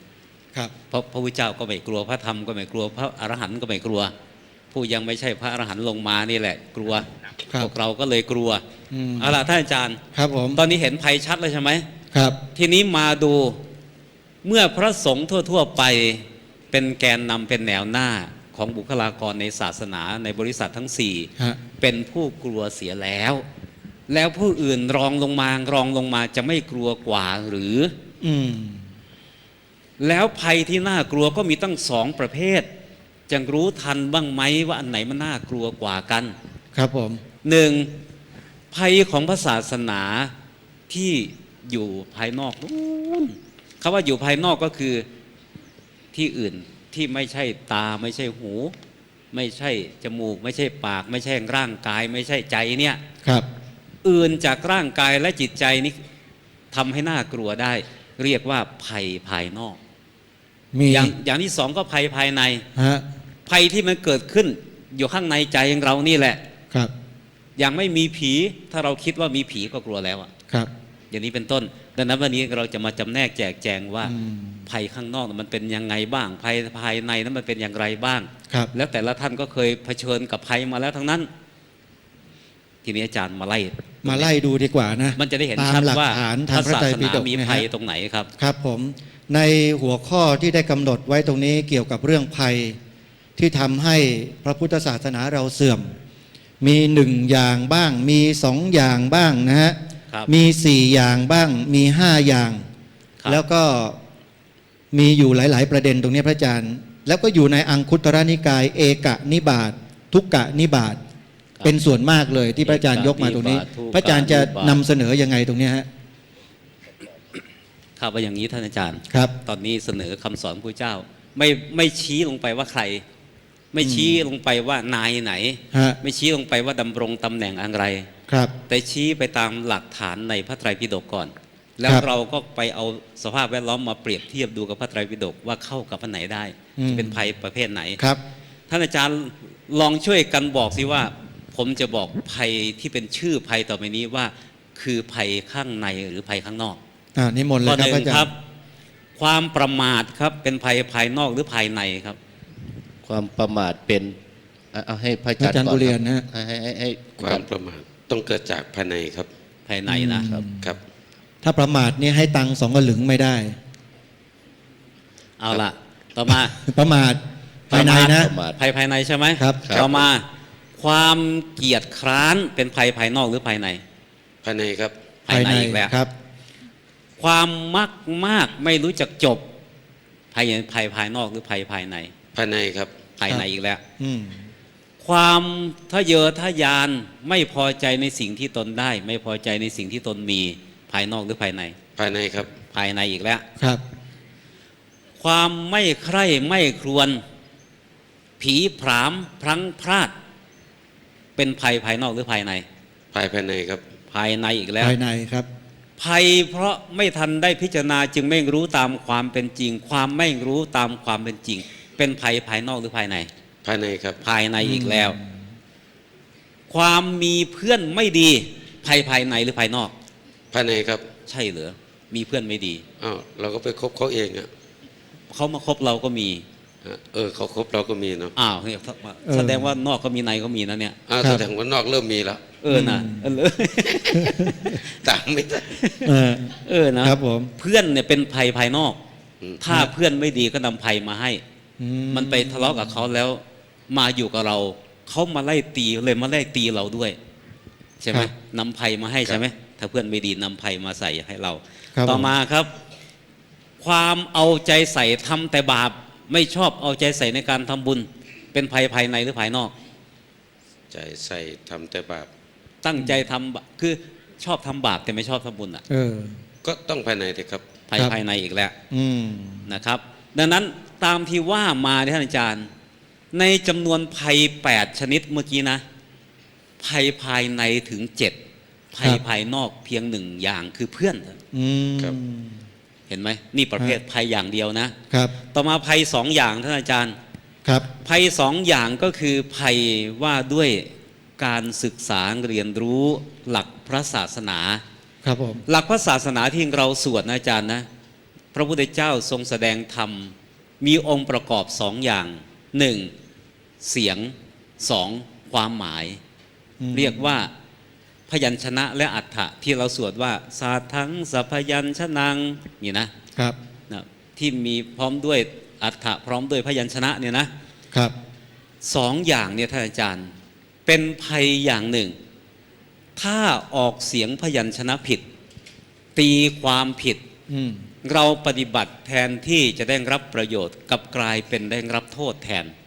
ครับ นะฟังไม่ดี ฟังไม่ดีแล้วเข้าใจไม่ดีก็เป็นภัยนะท่านอาจารย์ ฮะ นี่ภัยประเภท2นะต่อไปครับภัยประเภท2ทีนี้4แบบในหมวดเดียวกันนะภัย4อย่างในหมวดเดียวกัน เริ่มตั้งแต่อย่างนี้ท่านอาจารย์ อาจารย์เป็นเรียนมาไม่ครบ ภาษาภาษิตไทยเขาบอกว่ายังไงนะเรียนผูกแต่ไม่เรียนแก้ โอ้ครับ ใช่ไหมเรียนมาไม่ครบ อืม เรียนผูกแต่ไม่ได้เรียนแก้ เข้าใจไหมอาจารย์สุเรียน เข้าใจครับ เป็นยังไง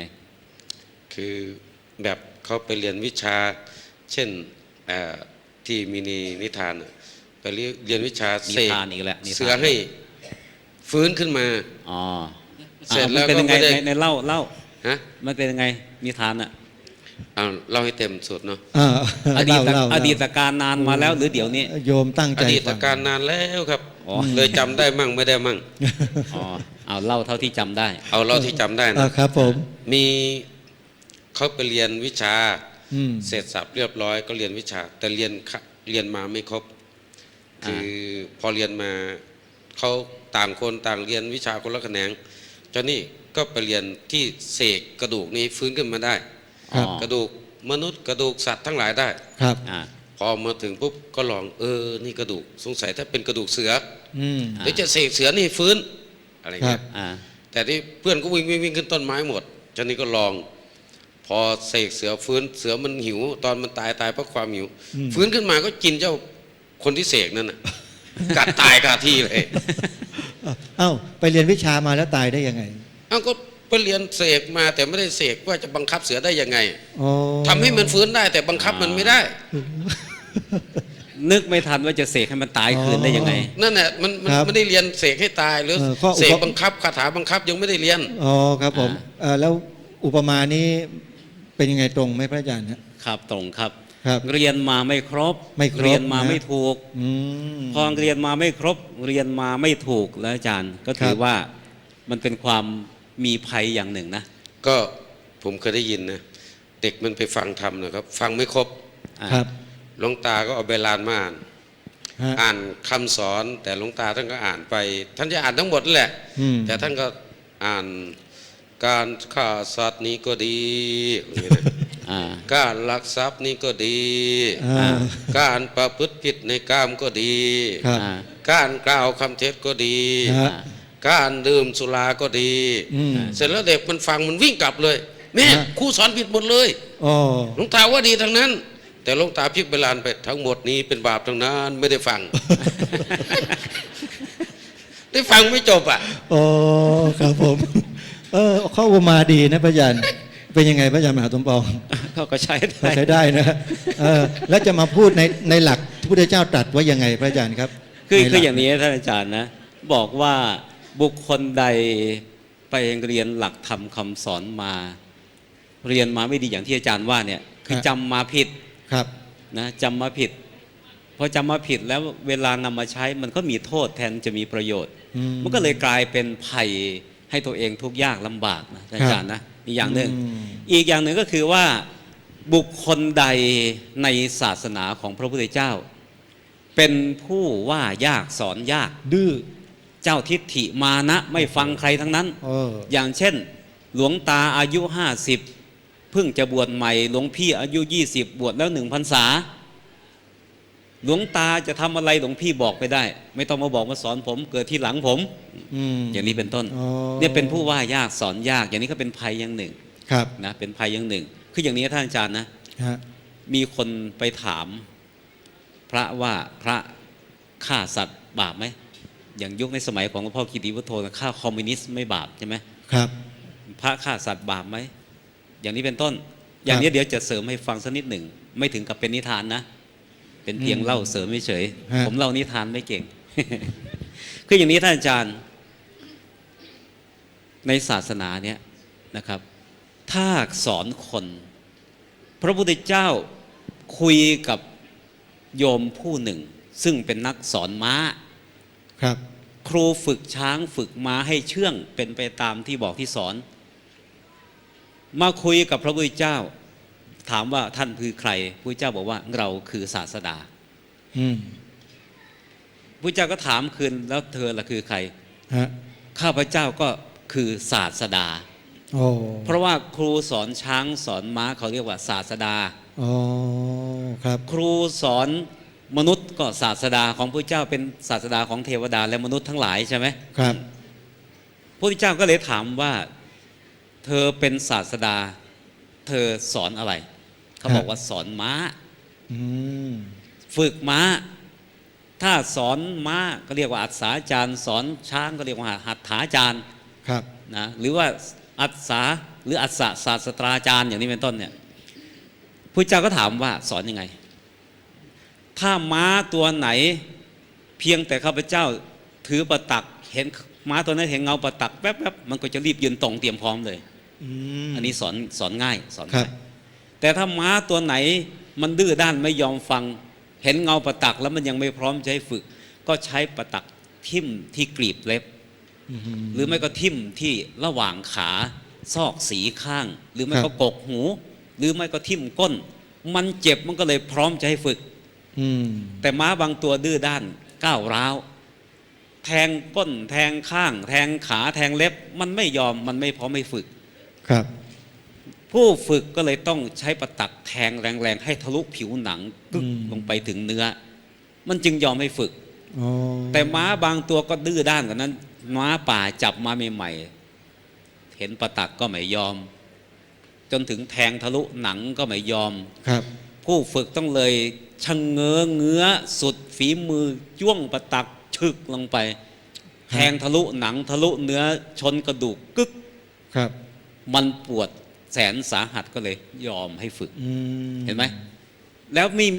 มีเท่านี้หรือพระพุทธเจ้าถามฝึกได้เท่านี้หรือยังมีอีกอะไรมีอีกถ้าตัวไหนข้าพเจ้าทำทุกวิธีแล้วมันไม่ยอมให้ฝึกข้าพเจ้าก็ฆ่ามันทิ้งเลยโอ้นี่คือศาสดาที่สอนม้ากับช้างศาสดาสอนม้าสอนช้างวิธีการแล้วนายศาสดาก็นึกขึ้นมาได้ผู้ที่เราคุยอยู่เนี่ยเขาก็เป็นศาสดาเหมือนเราจะถามอยู่สิเขาสอนยังไงก็เลยถามพระพุทธเจ้าแล้วเอาไหนว่าท่านเป็นศาสดาท่านสอนใครครับพระพุทธเจ้าก็บอกว่าเราสอนทั้งมนุษย์และเทวดาสอนยังไงถามคืนอีกนะพระพุทธเจ้าก็ไล่ไปจนถึงบอกว่าถ้ามนุษย์ใดฝึกไม่ได้เราก็ฆ่าทิ้งเท่านั้นแหละนายหัตถาจารย์งงเลยท่านเป็นนักบวชไม่ใช่หรือท่านมีศีลไม่ใช่หรือใช่แล้วทำไมฆ่ามนุษย์ได้ไม่บาปหรือมนุษย์คนไหนสอนไม่ได้ฆ่าทิ้งพระพุทธเจ้าก็เลยบอกนี้อาจารย์ฟังดีๆอาจารย์บุเรียนนะบุคคลใดเป็นผู้ว่ายากสอนยากแม้แต่มาสมัครเป็นศิษย์ในสำนักเมื่อไม่เชื่อฟังคำสอนสอนแล้วสอนอีกก็ไม่ฟังเราจึงบอกเลิกว่าต่อไปอย่ามานับว่าเราเป็นอาจารย์เราก็จะไม่ถือว่าเธอเป็นลูกศิษย์อีกนี่คือการฆ่าอาจารย์บุคคลผู้นี้จะตกต่ำลำบากแม้ครูชั้นเลิศก็บอกคืนซะแล้วไม่สอนซะแล้วบุคคลนี้แหละเหมือนตายทั้งเป็นเพราะจะตกนรกอย่างเดียวครับเห็นไหมนี่คือการฆ่าดังนั้นคนผู้เป็นว่ายากสอนยากเนี่ยถือว่าเป็นภัยนะอาจารย์นะเป็นภัยของผู้ว่ายากสอนยากนั่นแหละภัยให้ตกต่ำถึงอบายภูมิเลยทีเดียวอันนี้ประการหนึ่งนะครับผมอีกประการหนึ่งก็คือว่าต่อให้มีความรู้ในศาสนามากก็จริงแต่ไม่ได้นำมาประพฤติปฏิบัติตามนี่ก็เป็นภัยชนิดหนึ่งเรียนมาเยอะแต่ไม่ทำตามผู้เจ้าสอนอย่างไรรู้หมดแต่ไม่ได้ทำตามนี่ก็เป็นภัยอย่างหนึ่งนะไล่ไปนะเดี๋ยวเวลาจะน้อยครับผมต่อมาอีกอาจารย์เรียนรู้ก็มากปฏิบัติตามก็มากแต่ไม่มีความเคารพยำเกรงต่อพระเถระผู้ใหญ่แม้เป็นพระเถระผู้ใหญ่ก็ไม่ประพฤติให้หน้าเคารพยำเกรงนี่ก็เป็นภัยชนิดหนึ่งเอาละผ่านไปครับต่อไปอาจารย์ภัยหมวด5มี2ฝ่ายภัยของโยมกับภัยของพระเมื่อสักครู่นี้พูดในภัยของพระทั้งนั้นเลยภัยของพระครับตอนนี้ภัยของโยมกับภัยของพระยังไงครับเอาภัยของโยมกันนะครับโยมคนใดเกิดมาในศาสนานี้คือเกิดมาได้เป็นมนุษย์พบพระพุทธศาสนาครับแต่ไม่สนใจศึกษาเล่าเรียนหลักธรรมคำสอนในศาสนาไม่สนใจการฟังธรรมได้ยินเขาประกาศว่ามีแสดงธรรมก็เฉยๆไม่ถึงกับว่าไม่ชอบแต่ว่าเฉยๆไปต่อให้ได้มาฟังเพื่อนชวนมาสถานการณ์บีบบังคับไม่ไปมันก็มีคือใครๆเขาก็ไปทั้งนั้นก็เลยจำใจมาฟังอยู่แต่ไม่เคารพในการฟังเลยไม่เอื้อเฟื้อที่จะฟังนั่งก็นั่งไปพูดให้ขำก็ขำถ้าง่วงก็รับ ครับ ไม่ได้เคารพในการฟังธรรมดังนั้นบุคคลใดประกอบด้วยธาตุแบบเนี้ยธาตุไม่เอาใจใส่ไม่เคารพในการศึกษาเราเรียนในการฟังเนี่ยถือว่าคนคนนี้จะนำภัยมาให้หมู่คณะที่เป็นชาวพุทธด้วยกัน ครับผม เพราะเขาจะถือตามที่เขาเข้าใจว่ามันถูกเท่านั้นพระเจ้าถูกสอนไว้ไม่ได้ทำตาม อืม ต่อมา ครับผ ท่านอาจารย์ต่อให้ได้ฟังแล้วก็จริง ไม่ได้ใส่ใจในการนำมาทบทวนใคร่ครวญนำมาศึกษาให้ชัดเจน ได้ยินมาย่อๆก็ไม่อยากจะฟังให้พิสดารไม่ค้นคว้าเพิ่มเติม ได้ยินแล้วไม่ได้อ้างอิงหลักฐาน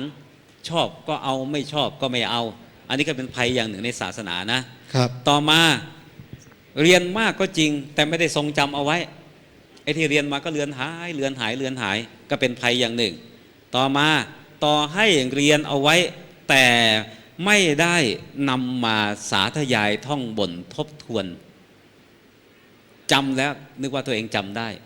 ครับ ก็เลยไม่ทบทวนไว้บ่อยๆเพราะจะใช้อีกทีลืมหมดแล้ว อย่างนี้เป็นต้น อืม และสุดท้ายอาจารย์ เรียนก็เรียนฟังก็ฟังจำก็จำทบทวนไว้ไม่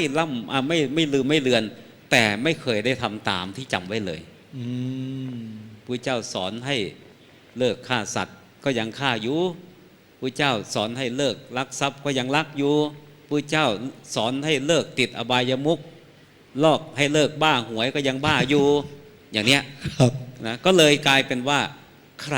โยมคนใดเป็นเช่นนี้ โยมคนนั้นจะมาสู่ศาสนาใดจะพาศาสนานั้นเสื่อม อืม ถือว่าโยมประเภทเนี้ยเป็นภัยนะอาจารย์บัวเรียนนะนั่งรถมากับอาจารย์เมื่อเช้านี่มีบ้างไหมคนแบบเนี้ย เดี๋ยวต้องยังไม่ได้สอบเลยครับ อ๋อ รีบกลับไปสอบซะนะ ครับ ถ้าใครไม่เข้าท่าแล้วทิ้งไว้ที่นี่ เดี๋ยวฝากหลวงพ่อมาสมปองไว้ ให้จัดการเอาภัยออกให้หมดค่อยเอากลับเนาะ โอ้ดีฮะ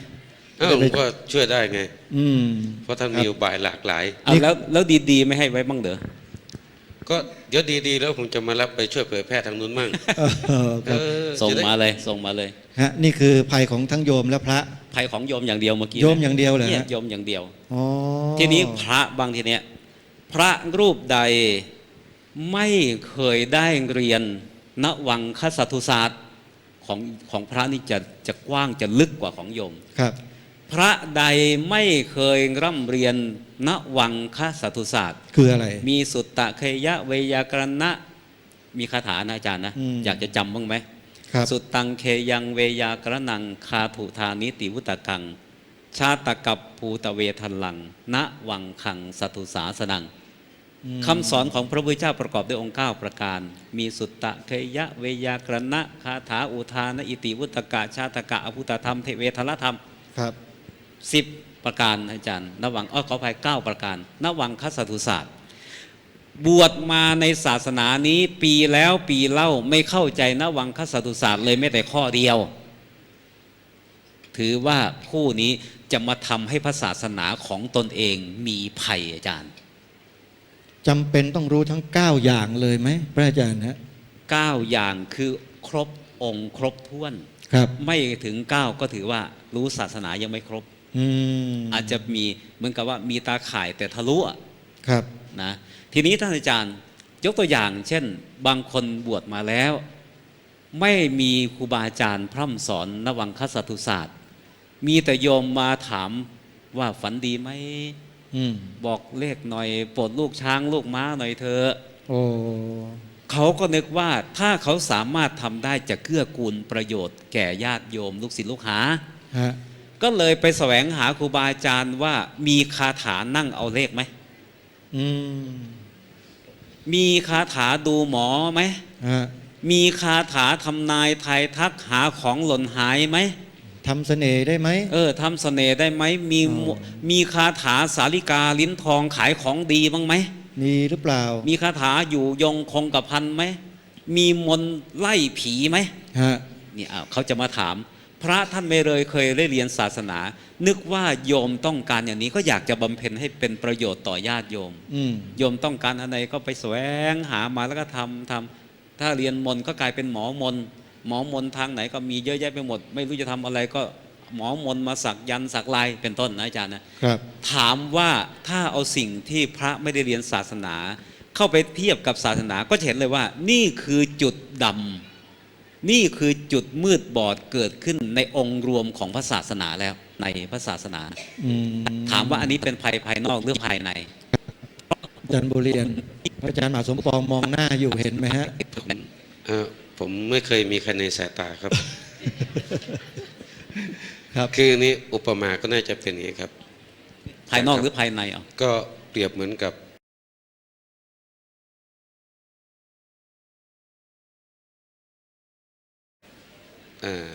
ราชสีห์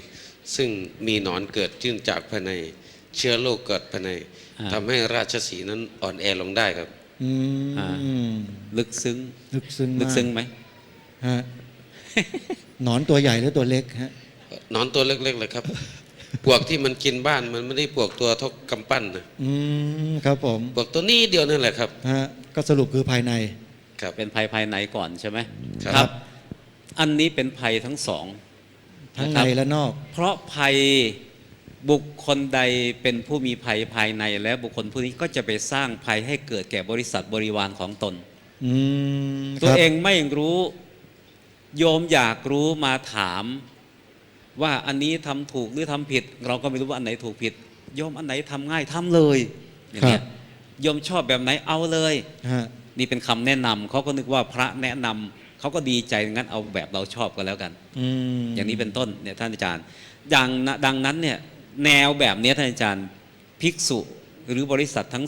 4 ไม่ได้ศึกษาคำสอนของพระพุทธเจ้าให้ครบนวังคสัตตุศาสตร์ผู้นี้จะสร้างภัยให้เกิดขึ้นแก่วงการพระศาสนา เห็นไหมอาจารย์ลองไปดูว่าคนมีความรู้กับคนไม่มีความรู้เนี่ยใครสร้างพระศาสนาใครทำพระศาสนาให้หม่นหมองที่สุด ก็เท่าที่สังเกตก็คนที่บวชมาแล้วไม่ศึกษาเราเรียนครับ เพราะบางอย่างที่ตนเองทำที่ผิดก็คิดว่าไม่ผิด ที่ทำถูกก็ไม่มีโอกาสที่จะทำถูกได้ เพราะว่าสิ่งที่ทำถูกคืออะไร เพราะไม่รู้ครับ อืมครับผม เอาละนี่อย่างหนึ่งนะครับ เอาละทีนี้เราก็จะแก้ใช่ไหมโอ้ถ้าเป็นอย่างนี้เดี๋ยวผมจะไปเรียนแล้ววันนี้อาจารย์บทเรียนมาถึง ผมจูงลงไปฉัน อย่าลืมทวงผมนะผม ว่า จะมาเรียนพระไตรปิฎก อืม เอาแล้ววิทยุล่ะ ให้คนอื่นทำ โอ้ขนาดนั้นเฉลยฮะเนี่ย จะมาเรียน ทำไมคิดอย่างนั้นอาจารย์ ไม่พอดีมีลูกศิษย์ที่ตามมาด้วย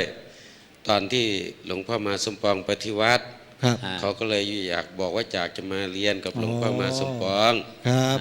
อยากให้เฉยใช่ไหม อืม อยากแต่ตอนนี้หายอยากยังไม่รู้ผมไม่แน่ใจ องค์ที่มานี่แหละ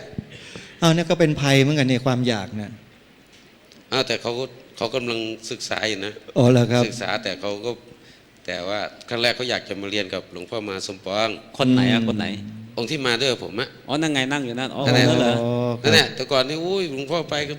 ไปกราบอยากจะมาเรียนเพราะเห็นหลวงพ่อสมปองเก่งก็อยากจะเก่ง ยัง จาก อ ห ยา ล ก วงพ่อ อยู่ไหม มั่ง เปลี่ยนใจหรือยังอาจารย์ถามอ่า เดี๋ยวพระอาจารย์ถามหน่อยจำหน้าเขาได้ไหมครับ ก็ผมไม่เคยเห็นที่จำได้ไงล่ะครับ ขออภัยครับ เออ สองเท่าเลยจ้ะ ทีหลังต้องไหนเอาหน้ามาให้ผมรูปดูหน่อยสิเอาแล้วครับ อ่ะข้อต่อไป เอา พระ ที อาจาร นี้ ย์ฮะ ก็เลยอยากจะแก้ปัญหากลัวว่าตัวเองจะทำให้พระศาสนามีภัยพระศาสนาจะเสื่อมถอย ก็เลยไปเรียนท่านอาจารย์ เรียนแบบครบมากเลยเรียนทุกอย่างที่เป็นนวังคสัตตุศาสตร์ ครับ ในพระไตรปิฎก 84,000 ข้อ จบ จำแนกแจกแจงได้หมด อันไหนเป็นพระสูตร อันไหนเป็นคาถา อันไหนเป็นไวยากรณ์ อันไหนเป็นอุทาน อันไหนเป็นอิติวุตกะชาดก รู้มาหมด แต่ว่าจำเอาไว้คนเดียว ไม่บอกไม่สอนใครเลย โอ้ เก่งมากเลยนะอาจารย์เนี่ยเวลาไปถามโอ้ยท่านตอบ แจ่มแจ้งยกหลักฐานอ้างอิง แต่ท่านไม่ได้ไปเทศไม่บอกไม่สอนใคร ลูกศิษย์ลูกหามาอยู่ด้วยก็อยู่นะ ตัวใครตัวมันเรารู้ก็รู้ คนอื่นไม่รู้ก็ช่างหัวใคร อืม เห็นไหม ครับ พอตัวเองมรณภาพแล้วความรู้ไปไหนล่ะทีเนี้ย หมด หมด อืมนี่ก็ ค เป็น วาม เหตุ รู้ก็ตายไปพร้อมกับคนรู้ตาย อืม ก็เลยทำให้พระศาสนาแทนที่จะมีคนสืบทอด พระศาสนาใดถ่ายทอดมาจากอาจารย์ที่สอนท่าน แล้วอาจารย์ก็มรณภาพไปแล้ว แต่พอความรู้ทั้งหมดของอาจารย์มาอยู่ที่ตัวของท่าน ท่านไม่ได้ถ่ายทอดก็เลยมรณภาพไป ก็แสดงว่าตัวท่านพาพระศาสนาตายไปด้วย ทุกวัน ดังนั้นพ นี้ ระศาสนาก็สืบทอดไม่ได้ ทุกวันนี้เห็นสืบทอดกันเยอะนะพระอาจารย์ ครับ สืบทอดคาถาองค์นั้นคาถาองค์นี้อย่างหลวงพ่อบูเรียนก็มีคาถาเหมือนกัน อย่างนี้ถูกไหมครับ คาถาอะไร คาถาเป่าเสกอะไรต่างๆ ให้ได้อะไรต่างๆเนี่ยครับ อาจารย์บัวเรียนมีคาถาอะไรอะ มีบทสำคัญคือยาถาวลีวหาเลยครับ อ๋อ ที่ใช้บ่อย ผมมีคาถาประจำตัวผมอยู่เหมือนกันนะ แล้ว เอาบ้างไหม อ่า ผมว่ามีประโยชน์ต่อทุกคนนะ ว่า เป็นคาถาเอาไว้เป่าประจำเลยครับ อืม เป่าน้ำแกงเวลามันร้อนครับ ๆว่า เออ ก็เฉยๆเนี่ยครับ นะ อ๋อ เอาซดเลยไม่ได้มันลวก เป่าให้มัน ปาก เย็น ครับต้อง ก่อน เป่าก่อนครับ อ๋อ อ๋อพอดีส่วนมากผมไม่ค่อยได้เป่าครับ อ้าวทำไมอ่ะ กว่าโยมไปแกล้งจากบ้านมาถึงวัดมันก็เย็นพอดีครับ เลยไม่ได้เป่าเลย เออ โอ้น่าสงสารเหลือเกินวัดเนี่ ครั ย บ ก็เลยลูกศิษย์ลูกหาก็เลยไม่รู้เลยว่า พระอาจารย์นี่ใช้คาถาอะไรที่ทำให้เย็น ครับผมพระอาจารย์ครับ ครับ ต่อไปฮะเมื่อ ทีนี้ต่อไปนะอาจารย์นะ ครับ เรียนมามาก แต่ไม่บอกไม่สอน เท่านี้ยังไม่พออาจารย์ ยังอีกเหรอฮะเนี่ย เรียนมามากแล้วนะอาจารย์นะ ไม่ใช่จะไม่บอกไม่สอนนะสอน สอนเหมือนกัน มีลูกศิษย์มาบอกมีลูกศิษย์มาสอนรุ่นแล้วรุ่นเล่า ตัวเองเรียนมาครบนะวังคสัตถุศาสตร์ แต่ก็สอนนิดๆหน่อยๆถ้าสอนมากเดี๋ยวมันจะรู้เท่าเรา ครับ เดี๋ยวลูกศิษย์มันจะเก่งกว่าอาจารย์ไม่ได้เดี๋ยวมันจะไม่ฟังเรา อืม ก็เลย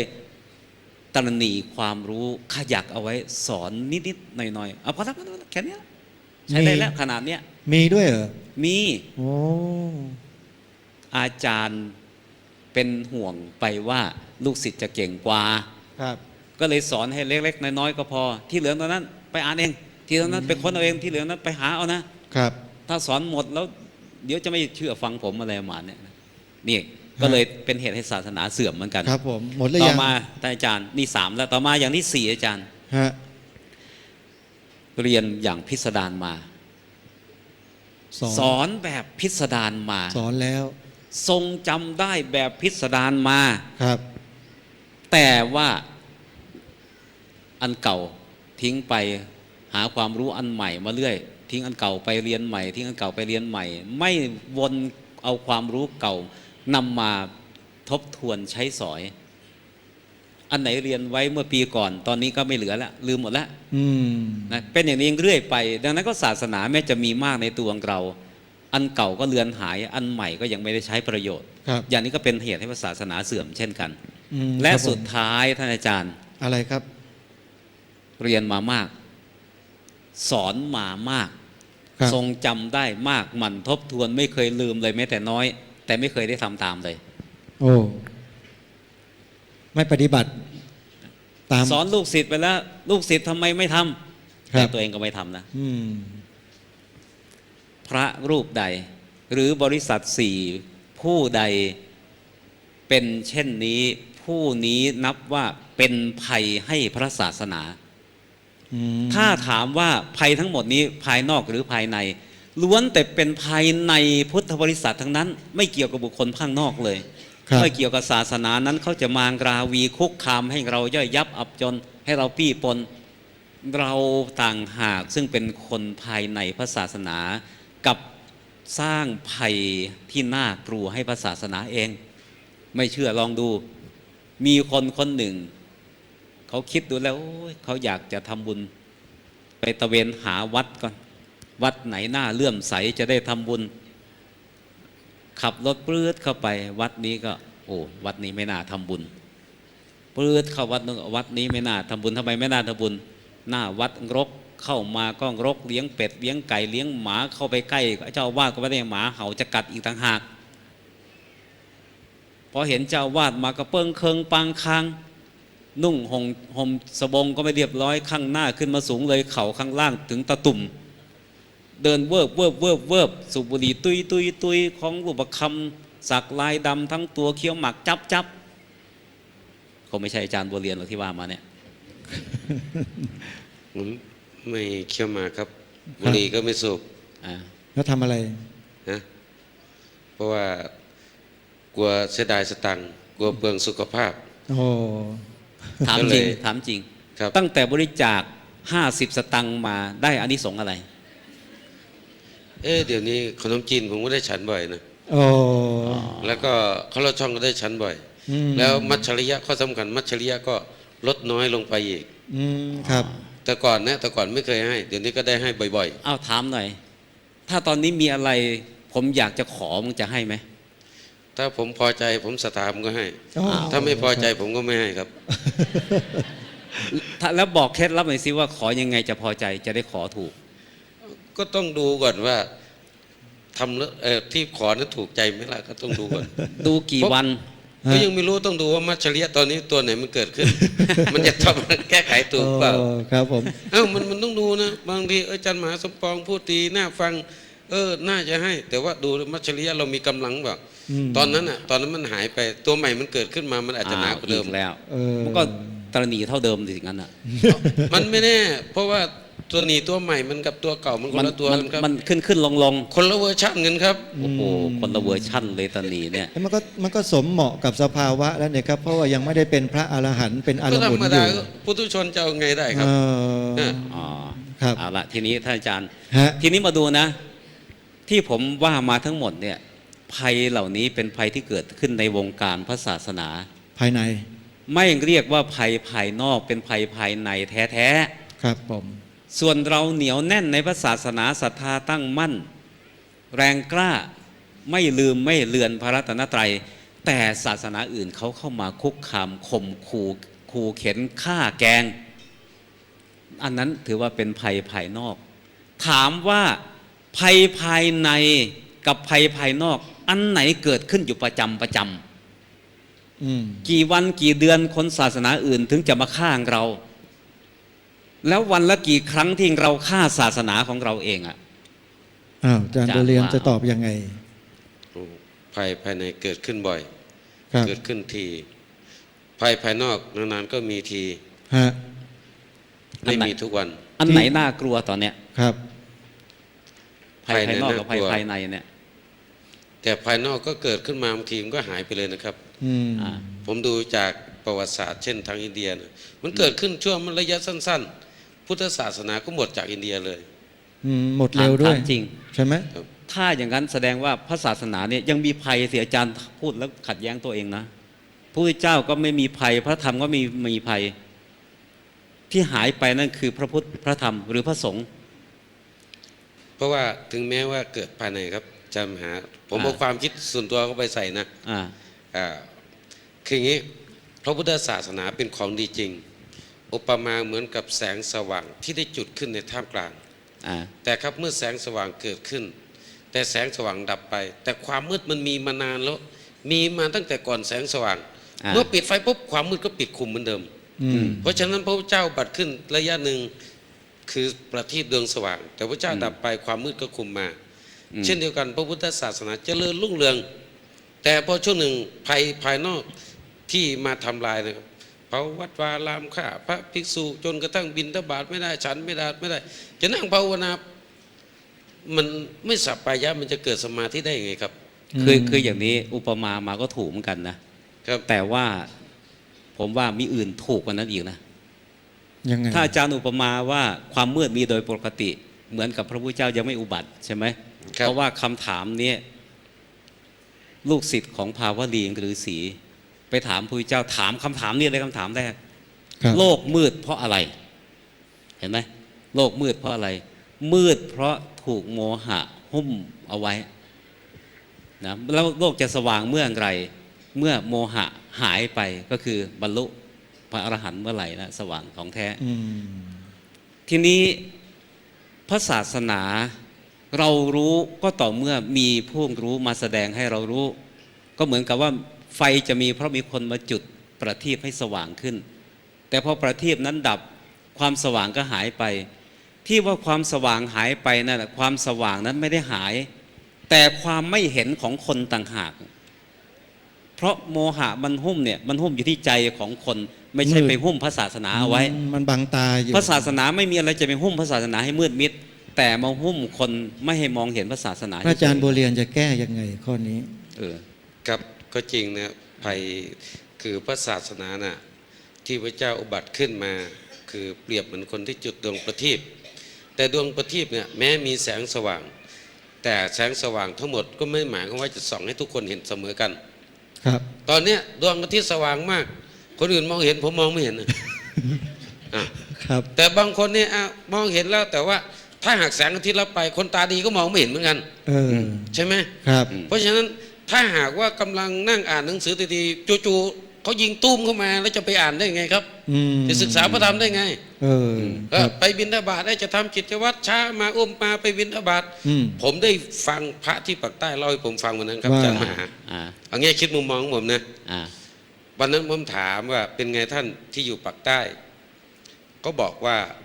พระที่อยู่ปากใต้ลูกตาหนึ่งบอกว่าท่านดูแลญาติโยมไม่ดีนะ ผมไปบิณฑบาตครั้งนี้ ผมอาจจะไม่ได้กลับมา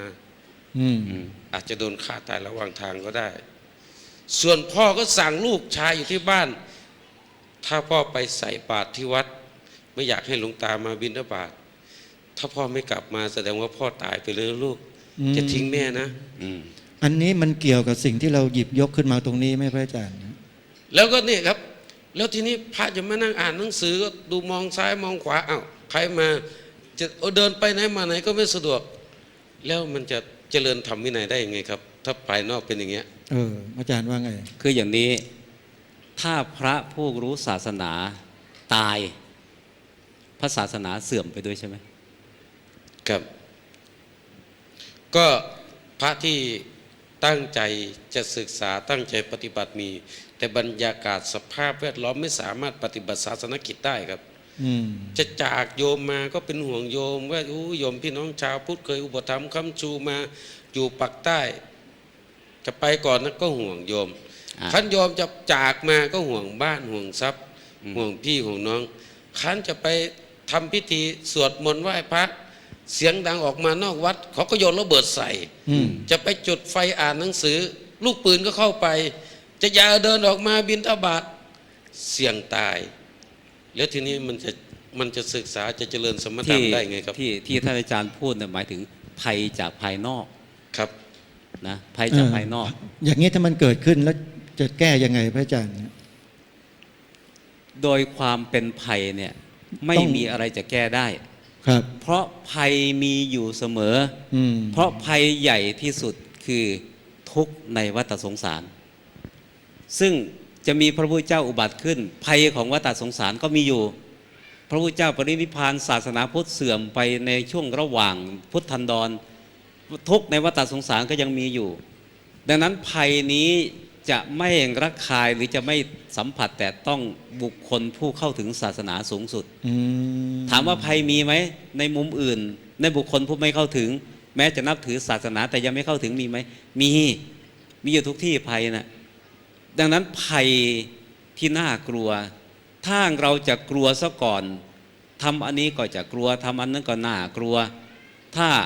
อย่างยกตัวอย่างนะ ครับ เวลาจะไปบางที่เนี่ยจะไปบอกว่าเราเป็นชาวพุทธไม่ได้ เพราะกลัวเขาจะฆ่า ครับ ถ้าเกิดคนอื่นเขาศาสนาอื่นทั้งนั้นเขากำลังหาฆ่าอยู่ว่าใครเป็นคนพุทธจะฆ่า อืม เราด้วยเป็นคนพุทธเขาก็ถือปืนชี้มาทางเราแล้วก็ถามเราแล้วคุณศาสนาอะไร อาจารย์บัวเรียนจะตอบยังไง ผมก็บอกว่าพุทธ บอกพุทธ อย่าง ตายนะ ตายก็ตาย โอ้สาธุให้ท่านหน่อยติโยม แต่ว่าถ้าผมตายเพราะผมบอกต้องฝากท่านพระครูประหลัดนรงค์ฤทธิ์ให้ไปพูดถึงผมบ่อยๆในทีวี โอ้สาธุยินดีครับผม ครับ น่าจะพูดว่าเมื่อไหร่ผมตายผมจะยกวัดให้ อืม ไม่มันก็ต้องพูดถึงเพราะว่าแม้อุตส่าห์อุ ครับ ทิศตนเนี่ยอย่างน้อย ครับมุม เขาเรียกว่าม อง ต้องยกย่องหน่อยสัก3 วัน 5 วันก็ยังดี ครับผมนะกรณีอย่างเนี้ยที่ยกมาเนี่ยมองเห็นสองภาพ เ พระอาจารย์ ครับ นะ อืม อย่างพระอาจารย์บัวเรียนพูดมาเนี่ยคือภัยเหมือนกัน แต่เป็นภัยที่เกิดจากภายนอก พระอาจารย์ก็พยายามที่จะยกหลักฐานทางบาลีมาบอกว่า ภัยใหญ่ที่สุดเนี่ยก็คือภัยที่การเวียนว่ายตายเกิดในวัฏสงสาร ถ้าเราขจัดภัยข้างใน โดยการศึกษาเรียนรู้ซ่องบนสาธยายนำไปได้อย่างถูกต้องจนกระทั่งกำจัดกิเลสของตนเองออกไปจนกลายเป็นอริยบุคคลแล้วนั่นคือการขจัดภัยทุกสิ่งทุกอย่างหมดถึงแม้ว่าจะมีภัยภายนอกแล้วแต่ภัยอันยิ่งใหญ่ได้ถูกตัดทอนลงก็คือภัยแห่งวัฏฏะสงสารกรณีอย่างนี้ครับพระอาจารย์บุญเรียนเราจะกลัวภัยข้างนอกหรือจะกลัวภัยข้างในกันดี ตอนนี้ครับภัยภายในผมก็หวั่นภายนอกผมก็สะดุ้งทุกวันนี้จะเปิดวิทยุบางทีผมก็คิดแล้วคิดอีกนะรายการของท่านพระครูปลัดนุรงค์ฤทธิ์ผมตัดออกจากผังรายการไปเลยทำไมล่ะฮะอ้าวไม่ตัดได้ไงพอจู่ๆมาบอกท่านเปิดอะไรฮะอย่างนี้ได้ความไงท่านอยากตายไงอ๋ออย่างนี้เลยนะครับก็ผมยังไม่อยากตายผมก็เปิดกันนี้เลยกรณีอย่างเงี้ยนะเพราะอย่างน้อยๆพวกผมมีชีวิตอยู่เป็น10 ปีนี่นะเปิดธรรมะญาติโยมฟังญาติโยมยังรู้ยังละชั่วยังมาทำบุญยังให้ทานยังรักษาศีลถ้าผมเกิดตายไปวิทยุดับไปคนที่โง่ก็จะโง่มากกว่าเดิมคนที่ยังไม่กำลังรู้ก็เลยถูกปิดไปอีกไงอย่างน้อยตอนที่ผมยังมีชีวิตอยู่ยังช่วยคนได้บ้างก็เลยขอไว้ก่อนครับผมเพราะงั้นผมก็ถอนรายการของท่านพระครูปลัดนุรงค์ฤทธิ์ออกจากผังรายการไปเลยแปลว่ายังเห็นประโยชน์ส่วนใหญ่มากกว่าประโยชน์ส่วนน้อยครับผมครับท่านอาจารย์พระครูว่าไงครับผมก็นั่งฟังอยู่จนจะหลับอยู่แล้วครับแปลว่าธรรมะลึกมากเลยอาจารย์ประเรียนก็เลยฟังแล้วเพลินดีครับคือภัยในศาสนาตามที่เราได้ศึกษาเนี่ยคือภัยที่สำคัญที่พระองค์ทรงตรัสว่าก็คือภัยจากพุทธศาสนาเราก็คือพุทธบริษัทชนเราเนี่ยนะครับที่ไม่ได้มีโอกาสได้ศึกษาเล่าเรียนแล้วก็เข้าใจถูกการเข้าใจถูกฟังถูกเนี่ยมันก็จะเป็นผลแห่งการปฏิบัติถูกเขาเรียกว่าปริยัติปฏิบัติปฏิเวทมันเป็นหลักของพระสัทธรรมคือคำสอนถ้าคำสอนถ้าเราฟังผิดเพี้ยนเนี่ยเราก็ไปพูดผิดเพี้ยนเมื่อประพฤติปฏิบัติแบบผิดเพี้ยนผลก็ออกมาไม่ตรงก็หมายความว่าสอนอย่างที่อาจารย์ประเรียนบอกว่าเด็กไปฟังพระหลวงตาบอกว่าฆ่าสัตว์ก็ดีลักทรัพย์ก็ดีประพฤติผิดในกามก็ดีพูดเท็จก็ดีดื่มสุราก็ดีแต่ลืมฟังว่าทุกอย่างไม่ดีเป็นบาปทั้งนั้นไอการที่ฟังไม่หมดไม่บริบูรณ์ทั้งอัฏฐะและพยัญชนะเนี่ยคนไปฟังเลยปฏิบัติตรงกันข้ามก็บอกว่าฆ่าสัตว์ต้องดีสิเพราะว่าพระบอกมาอย่างนี้อันนี้คือยกตัวอย่างฉะนั้นจะสังเกตได้ตั้งแต่ปฐมสังฆนาครั้งที่1ครั้งนั้นก็ภิกษุรูปหนึ่งชื่อว่าสุภัททะหลังจากพระองค์ได้ปรินิพพานไปแล้วเผาไปแล้วไม่นานก็พูดบอกว่าดีแล้วพระองค์ทรงปรินิพพานไปถ้าขืนพระองค์อยู่ก็ทรงจะบัญญัติสิ่งนั้นสิ่งนี้พระองค์ก็ทรงทราบทันทีว่านี่ภัยเกิดขึ้นแล้วก็เลยรวบรวมภิกษุ500รูปที่เป็นพระอรหันต์พร้อมด้วยปฏิสัมภิทาทำกันอยู่ประมาณกี่เดือนพระอาจารย์ครับผมก็คือรวบรวมคำสอนเหล่านี้เพื่ออะไรเพื่อให้คงอยู่เพราะว่าพระพุทธเจ้าฝากความเป็นพุทธะเนี่ยไม่ได้ฝากพุทธบริษัททั้ง4ฝากคำสอนเอาไว้ครับฉะนั้นเรามองในภาพรวมว่าถ้าศาสนาจะมั่นคงก็อยู่ที่คำสอนของพระพุทธเจ้าครับถ้าคำสอนของพระพุทธเจ้ายังมั่นคงอยู่ดำรงอยู่ในใจของพุทธศาสนิกชนทั้งหลายเนี่ยอย่างน้อยก็ไม่ผิดศีลไม่ผิดธรรมและที่สำคัญก็ปฏิบัติตามหลักของศีลสมาธิปัญญาครับศาสนาก็จะมั่นคงเราก็ไม่ต้องไปพูดเยอะเราพูดเพียงแค่ว่าถ้าชาวพุทธเราเข้าใจเรื่องศีลเข้าใจเรื่องสมาธิเข้าใจเรื่องปัญญาเนี่ยศาสนาพุทธเราก็คงจะมั่นคงส่วนภัยภายนอกคนที่มีธรรมะอยู่เขาก็มองเป็นเรื่องของภัยในสังสารวัฏครับในทำนองนั้นครับครับทีนี้ท่านพระอาจารย์บุญเรียนฮะที่คุยกันมาทั้งหมดเนี่ยส่วนใหญ่ที่พระอาจารย์มหาสมปองท่านหยิบยกขึ้นมาก็คือภัยภายในแทบจะทั้งสิ้นเลย 99.99% จะมีภัยภายนอกอยู่อันเดียวเองก็คือเรื่องของเพื่อนไม่ดีหรือคนพาลซึ่งไม่ให้เรานั้นครบนะครับอาจารย์บุญเรียนฮะทีนี้ตัวบริบทของการอยู่ร่วมกันเป็นสังคมเนี่ยมนุษย์เราเป็นมนุษย์เป็นสัตว์สังคมใช่ไหมเมื่ออยู่ร่วมกันแล้วมันก็ต้องมีการจัดระเบียบของสังคมมีการจัดหน่วยงานมีองค์กรภาครัฐมีข้าราชการมีอะไรต่างๆมากมายที่เป็นเหตุและเป็นปัจจัยแห่งการอยู่ร่วมกันทั้งระบบทีนี้การอยู่ร่วมกันอย่างนี้เนี่ย มันมีผลต่อการเป็นอยู่ ไม่ว่าจะบุคคลนั้นจะเป็นพระสงฆ์จะเป็นคฤหัสถ์ญาติโยม จะเป็นคนโดยทั่วไปก็แล้วแต่ ในส่วนของการบริหารกิจการบ้านเมืองในพระอาจารย์บัวเรียนคิดว่าสำคัญไหมสำหรับคนที่บริหารอยู่ตรงนั้น จะต้องมีความรู้ในเรื่องของหลักธรรมตรงนี้ด้วยอ่ะ ครับคืออย่างนี้ผมมาอยู่ในฝ่ายบริหารนี่นะครับ เฉพาะในบริเวณหมู่บ้านลำพังเรารู้จุดธรรมะเราจะทำตามที่เราเข้าใจทำตามที่เราเรียนทำตามที่เราศึกษามา ยังมีอุปสรรคปัญหามากมาย คือคนที่มีอำนาจมาก็จะบอกท่านต้องทำอย่างนั้นท่านก็ทำอย่างนี้ ซึ่งเขามีอำนาจทางไม่เข้าใจทำวินัยถ้าเราเห็นต่างปุ๊บเดือดร้อนอย่างนี้นะครับ แต่ถ้าหากว่าภัยอย่างนี้เกิดขึ้นหลายประเทศนะครับ เช่นเวียดนามเนี่ยเวียดนามนี่พระพุทธศาสนาในปีสมัยนั้นน่ะ ครับ ก็จนกระทั่งว่าเกิดสงครามขึ้นมา ก็เพราะว่าภัยภายนอกพระพุทธศาสนามา ห้ามพระห้ามบิณฑบาตห้ามเวียนเทียนห้ามสวดมนต์เสียงดัง ห้ามสิ่งนั้นสิ่งนี้ออกกฎหมายมา พระปฏิบัติไม่ได้ เอามาห้ามชาวพุทธทำประกอบศาสนกิจอย่างนี้นะครับ ครับ ก็คือเขาผู้มีอำนาจไม่ได้นับถือพระพุทธศาสนาเขาก็ทำตามอย่างที่เขาเข้าใจแล้วพอใจ แล้วทีนี้ชาวพุทธเราจะอยู่ยังไง ที่ผมพูดนี้ก็หมายความว่าหลวงพ่อมหาสมปองว่าภัยภายนอกคือเพื่อนใช่ไหม ครับ ถ้าสมมติว่าเราคบเพื่อนคนหนึ่งไอ้เราก็เหล้าก็ไม่กินบุหรี่มันก็ไม่สูบ ฮะ แต่บังเอิญว่ามันเอายาบ้ามานั่งเสพอยู่หน้ากุฏิเราแล้วมันซุกไว้ใต้ที่นอนเราอย่างเงี้ยคบเพื่อนไม่ดีอ่ะแล้วตำรวจมาค้นเราก็ต้องมีความผิดไปด้วย ฮะ ผมว่าในสังคมเราก็เหมือนกัน คนที่อยู่รอบกายเราบางทีก็นำให้เราเดือดร้อน นำภัยมาเหมือนกัน ครับ เราไม่ได้ไปคิดจะเบียดเบียนเขาหรอก ครับ ผมว่าแม้แต่งูเลยครับ ที่อยู่ใกล้ตัวผมอยู่ตอนนั้นน่ะ ฮะ ตอนนั้นผมอยู่ที่กุฏิผมมีงูจงอางอยู่4-5 ตัว โอ้ อยู่รอบๆกุฏินะ รอดมาได้ยังไง ไปเลื้อยมา มันก็ไม่เคยทำให้ผมเดือดร้อน เพราะมันรู้มั้งว่าตาบอด มันไม่เคยทำให้เดือดร้อน ฮะ มันก็อยู่ตรงนั้นน่ะมันก็ ครับ ไปมาอ้าวมันมานอนบางทีมันนอนอยู่บนเตียง งู มันก็มานอนอยู่ใกล้ๆน่ะมันก็ไม่เคยก่อเรื่อง อ๋อ แต่ถ้าว่าเป็นมนุษย์ไม่เป็นอย่างนั้นครับ เออ เรานั่งของเราอยู่ดีๆจู่ๆโยนระเบิดเข้ามาอย่างเงี้ย ไปบิณฑบาตเราไม่ได้ตั้งใจไปละลานใคร แปลว่าร้ายกว่างูจงอาง ผมไปฟังร้ายกว่างูครับ เออ ผมไปฟังหลวงตาวันนั้นผมฟังหลวงตาผมสงสารมากเลย ว่า หลวงตาเป็นไงบ้างครับหลวงตาอยู่ที่วัดอยู่ที่ปัตตานี ครับ คืออย่างนี้ผมก็มีพระเพื่อนกัน ผมก็สั่งว่าผมไปบิณฑบาตครั้งนี้นะไม่อยากให้โยมมาเพราะโยมเขามีลูกมีเมียถ้าเกิดพ่อบ้านตาย แล้วเมียลูกเขาจะอยู่ยังไง ฮะ ผมตายดีกว่าที่จะพ่อบ้านเขาตายสั่งยังไงจะไปลบนะครับ ไปบิณฑบาตนะแล้วทีนี้โยมก็เป็นห่วงพระบอกหลวงพ่อไม่ต้องไปบิณฑบาตหรอกพระเรายิ่งน้อยมีรูป2 รูปเดี๋ยวพวกเราจะเปลี่ยนกันมา ครับ พ่อจะไปส่งปิ่นโตนะครับ สั่งแม่บอกแม่เอ้ยถ้าพ่อไปส่งปิ่นโตพระครั้งนี้นะ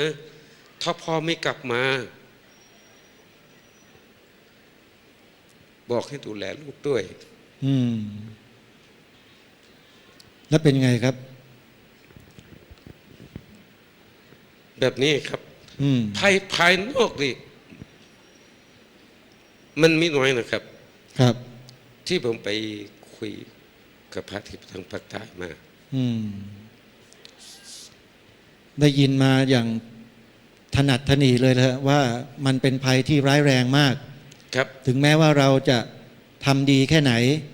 ภายนอกถ้ามันเกิดขึ้นอย่างนี้ มันก็ไม่สามารถจะรักษาชีวิตของเราไว้ได้ อย่างนั้นหรือเปล่า ครับ เดี๋ยวนี้ทุกคนต่างเดือดร้อนนะครับ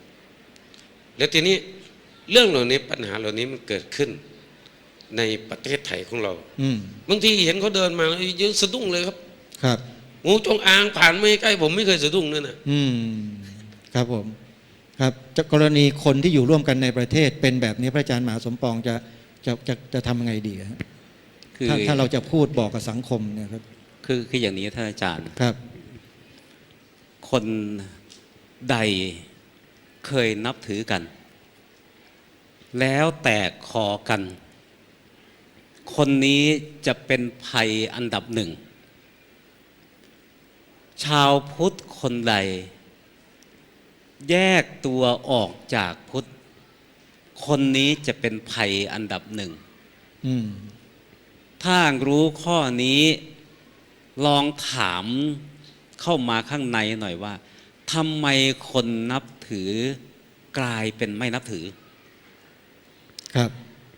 เพื่อนทำไมกลายเป็นศัตรู ถ้าเพื่อนรักกันมากเท่าไหร่ เวลาเป็นศัตรูกันมันจะแค้นกันเท่าตรงข้ามกับความชอบความรักกันนะคนมีอำนาจเมื่อก่อนไม่ได้เป็นศัตรู แต่เมื่อไหร่เป็นศัตรู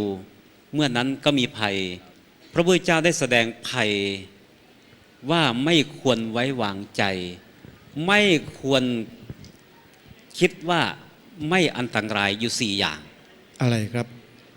1. อย่างอาจารย์บัวเรียนว่ามีงูจงอางใช่ไหม ใช่ อาจารย์ว่างูจงอางตัวใหญ่กับงูจงอางเกิดใหม่ตัวไหนพิษร้ายกว่ากัน ใช่ผมกลัวงูจงอางตัวใหญ่นะผมกลัวงูจงอางตัวเล็กครับ อืม เพราะว่าตัวเล็กเนี่ยมันไม่รู้เรื่อง ฮะ แล้วมันเป็นงูเด็กๆงูเล็ก ๆ เนี่ย มันฉกมันไปมั่ว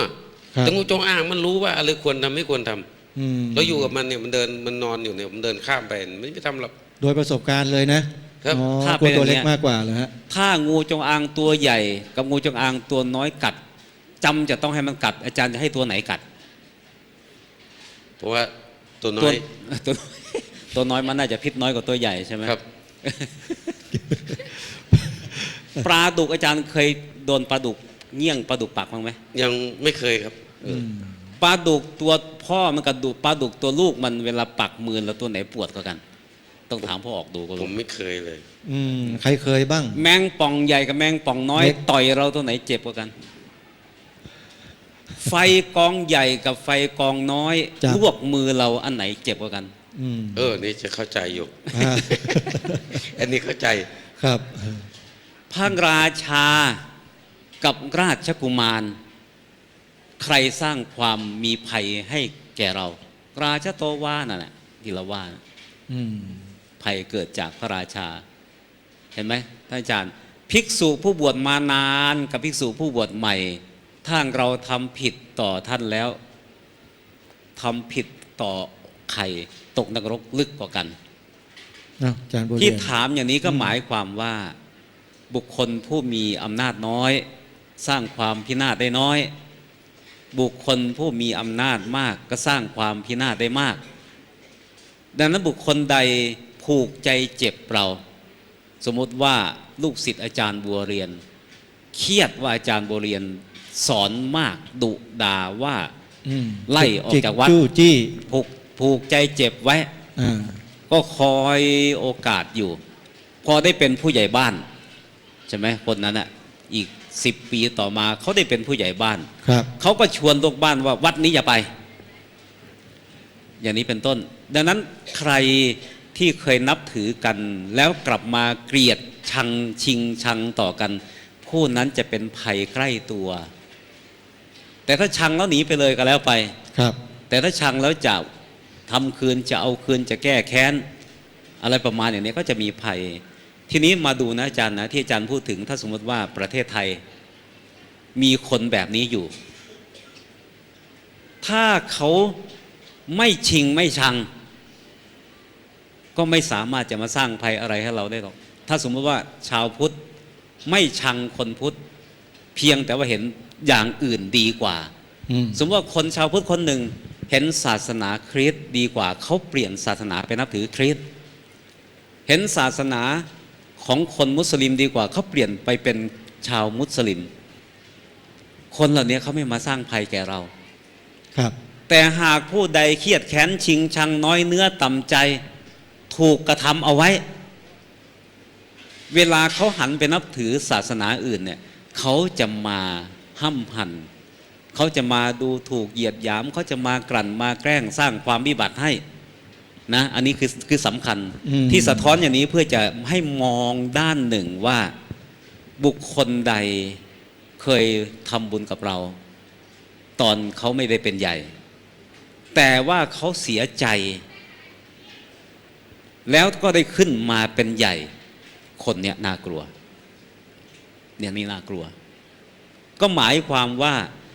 คนชาวพุทธด้วยกันเนี่ยไม่สามารถจะยึดเหนี่ยวกันไว้ได้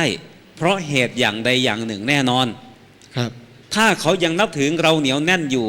ต่อให้มีภัยผ่านเขารู้มา เขาจะป้องกันภัยให้เราด้วยซ้ำ อืม แต่หากเขาไม่นับถือเรา โดยเฉพาะชังเรามากแล้ว ถ้ามีภัยมาจากที่อื่น เขายิ่งจะช่วยด้วยซ้ำดีเหมือนกัน ถ้าทำไม่ได้มาบอกผมจะบอกให้ช่องทางทำยังไง อืม เหมือนเวลานี้ภัยเกิดขึ้นกับวัดบางวัดอยู่ใช่ไหม ครับ คนที่เคยนับถือกลับนำภัยเข้ามาให้ได้มากกว่าคนที่ไม่ได้นับถือเห็นไหมท่านอาจารย์ ในศาสนาของเราก็เหมือนกัน ถ้าคนเคยเป็นลูกศิษย์เราแต่ว่าเลิกนับถือเราเขาก็จะไปเที่ยวโพลธนาทั่วบ้านทั่วเมืองพระองค์นี้ไม่ดีพระองค์นี้ไม่ดีเป็นแบบเนี้ยมันก็จะเกิดภัย แปล เล็ก ว่า ๆภัยน้อยขึ้น แปลว่าคนที่เคยอยู่ข้างในมาก่อนเนี่ย อืม เขาก็ไม่ได้มีการศึกษาไม่ได้มีการพัฒนาตนเอง ไม่ขจัดภัยข้างในของตนเองออก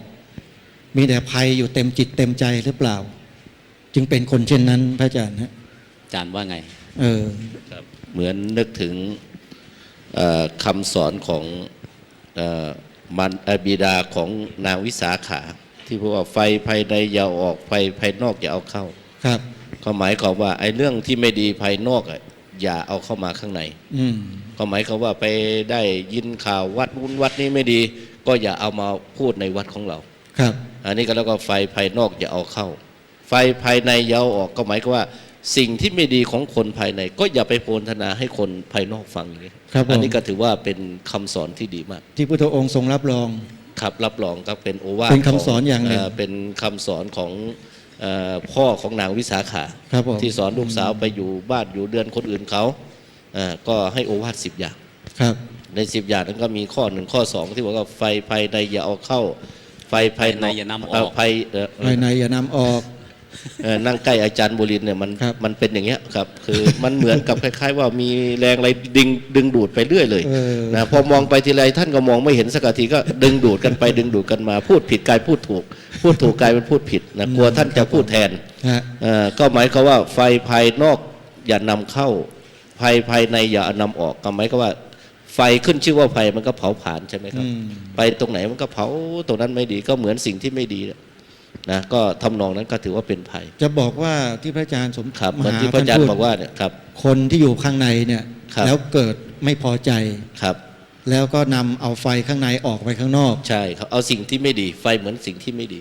เผาผลาญ จะบอกว่า หรื คนนั้น ทำลย เป็นภัยหรือเปล่าพระอาจารย์ฮะ ก็ถือว่าเป็นภัยครับ อืม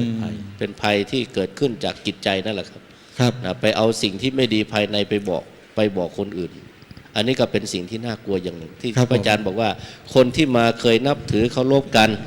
สุดท้ายก็เกิดความไม่พอใจไอ้ตรงนี้ก็ถือว่าเป็นภัยมาก ครับ เพราะเขาจะเห็นสิ่งที่อยู่ร่วมกันนะครับ ผมแต่พระอาจารย์โบเรียนได้ปรารภเมื่อสักครู่เนี่ยคือคนที่ไม่เคยนับถือพุทธมาก่อนเลย ใช่อย่างนั้นหรือเปล่าพระอาจารย์โบเรียนที่ว่าเนี่ย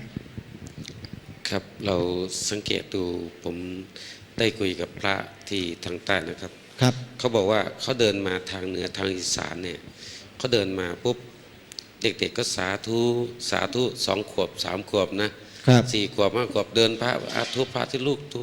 ทุ อืม แต่ไปในพื้นที่นั้นไม่ใช่ครับ ครับ มันด่า อืม มันเอาก้อนหินขว้างหนังสติ๊กยิง